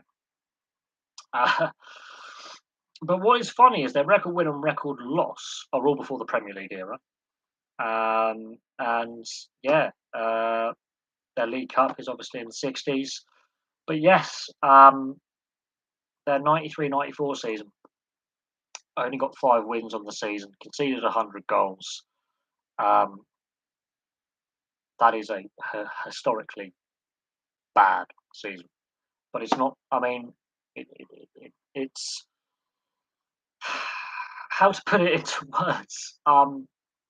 They got a lot of draws that season, which is really interesting. They got a lot of draws that season, so they don't actually rank in the 20 worst Premier League seasons video that I did in 2018. That Swindon Town season, even though they conceded 100 goals and I think they got relegated either that year or the year after. They got enough points to not be in the. I think I'm going to have to double check the worst Premier League, the 20 worst Premier League seasons up until 2018, which is a video I did 4 years ago. But yes, the 93-94 season, 5 wins and 100 goals conceded. They were bad. Let's have a look at some of the other history videos I've done because there's some really interesting facts and figures that I pulled from. So Nottingham Forest was the first history video I've done this year. Obviously, they're a Football Alliance club, and they won that title as well. But they've won 11 trophies, including their Football Alliance, and they're a multi-sport club originally, baseball and shinty. They've only spent 5 seasons in the 3rd tier historically, so they've been in the top 2 tiers for most of their existence. They're the reason Arsenal play in red, and they also help Brighton and Everton early on with financing and support. And all but 3 of their trophies were won with Nigel Clough as manager. So that's the fun facts of Nottingham Forest. And of course, they never won the FA Cup with Brian Clough, which is really interesting. Port Vale, the record for most seasons, never played in the top flight at 110, which will be 111 this season. Sunderland, they were founded by a school teacher. There's a fun Fun fact. They played in 8 previous home grounds in total. Um, and yeah, they've had a lot of stadiums, and they've won the old Division One 9 times. That is fantastic for Sunderland. 9 times they've won the old top flight title. Won the FA Cup twice. Then we got the video on the history of the Football League, and I'm going to do a video on the Football Alliance. I've done Ipswich Town as well. Ipswich Town, founded 1878. They turned professional in 1936. They joined the Football League in 1938. So there you go. And they've won, yep, Division 1 in 61 and 62, the FA Cup in 77, 78, what is now the Europa League in 80, 81. And they haven't won a lot, but they've won a little bit. Birmingham City, they've won the League Cup twice. There you go. So Birmingham City, a lack of success there. FC Kaiserslautern, they've got 7 major trophies, including 4 Bundesligas. Bradford City have only won the FA Cup once. There you go. And Swindon Town, obviously, we've done. They won the League Cup once. Oxford United have won the League Cup once. Norwich City have won the League Cup twice. That's it. Norwich City twice. West Brom have won Division 1 once. FA Cup 1, 2, 3, 4, 5 times. League Cup once. Charity Shield twice. And I put in the FA Youth Cup because, that's interesting. Newcastle United, they're an interesting one. They've won 13 major trophies. They won Division 1 4 times. The FA Cup a lot. And yeah, they've got some interesting history. Chelsea are really interesting because they, ironically, for in a 13-year period or something, had the highest average attendance on 10 separate seasons. So there's that. And they won 11 major trophies before Abramovich. There you go. Out of their 32. So they won 11 before and 21 under Abramovich. So they have a lot of trophies in there. Yeah, they were interesting to research. Now, Leeds, talking about Leeds,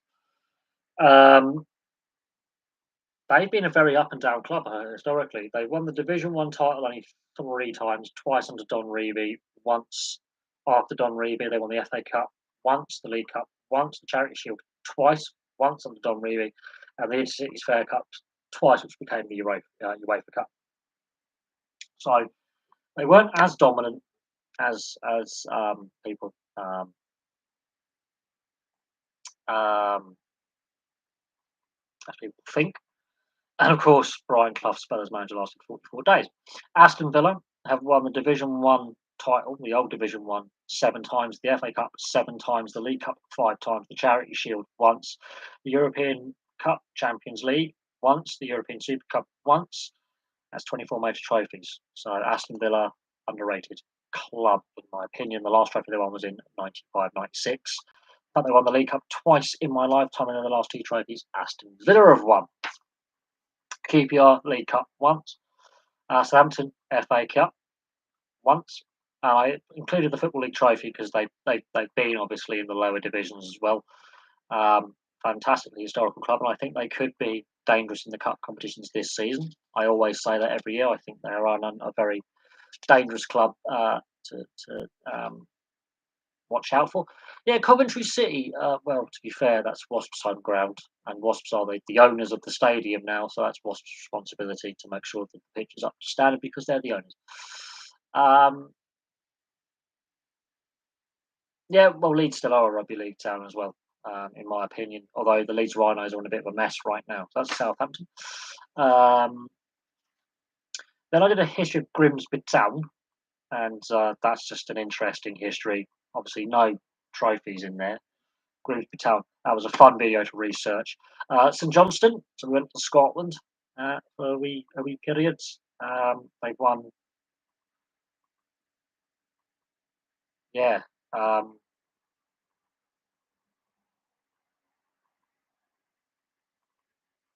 yeah, they're an interesting one. Uh,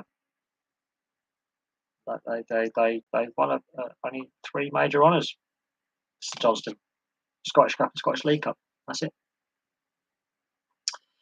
What else do we have? We've got Carlisle United. Um, the Football League Trophy is their competition. Um, Fantastic history as well. Luton Town League Cup. There you go. And they nearly won the FA Cup as well.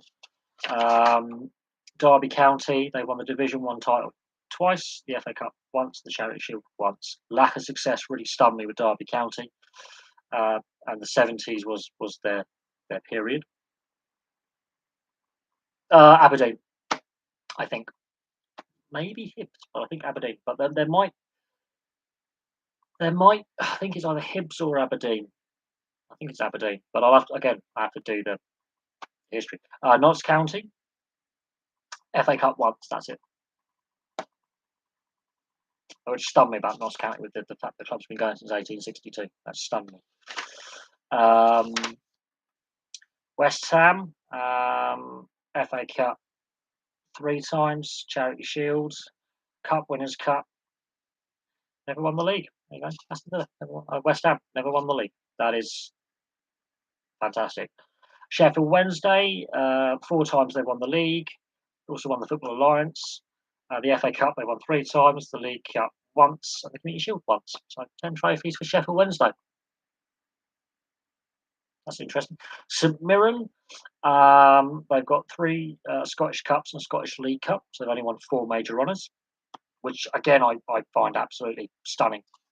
And they've been interspersed throughout their history, so they're not regular. It's like every 30 years they win a trophy.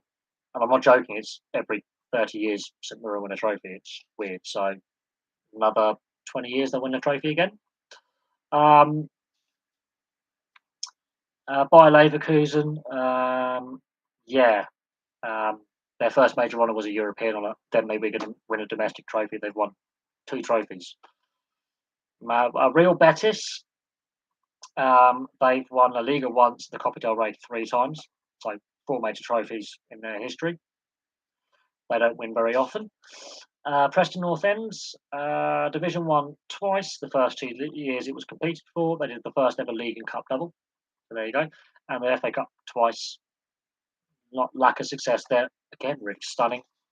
Um, and got women's Euros. Very, very boring. Very, very boring. Wolves, as I say, the 50s, Wolves won three league titles. They won an FA Cup in there as well.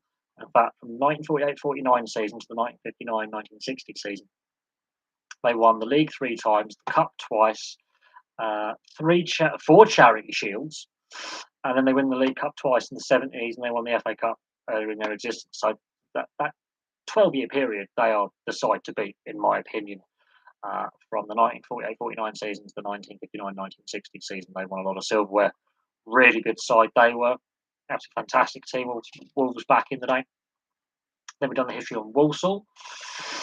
No trophies there. Bolton, the record number of seasons in the top flight without winning the league title at 73. There you go.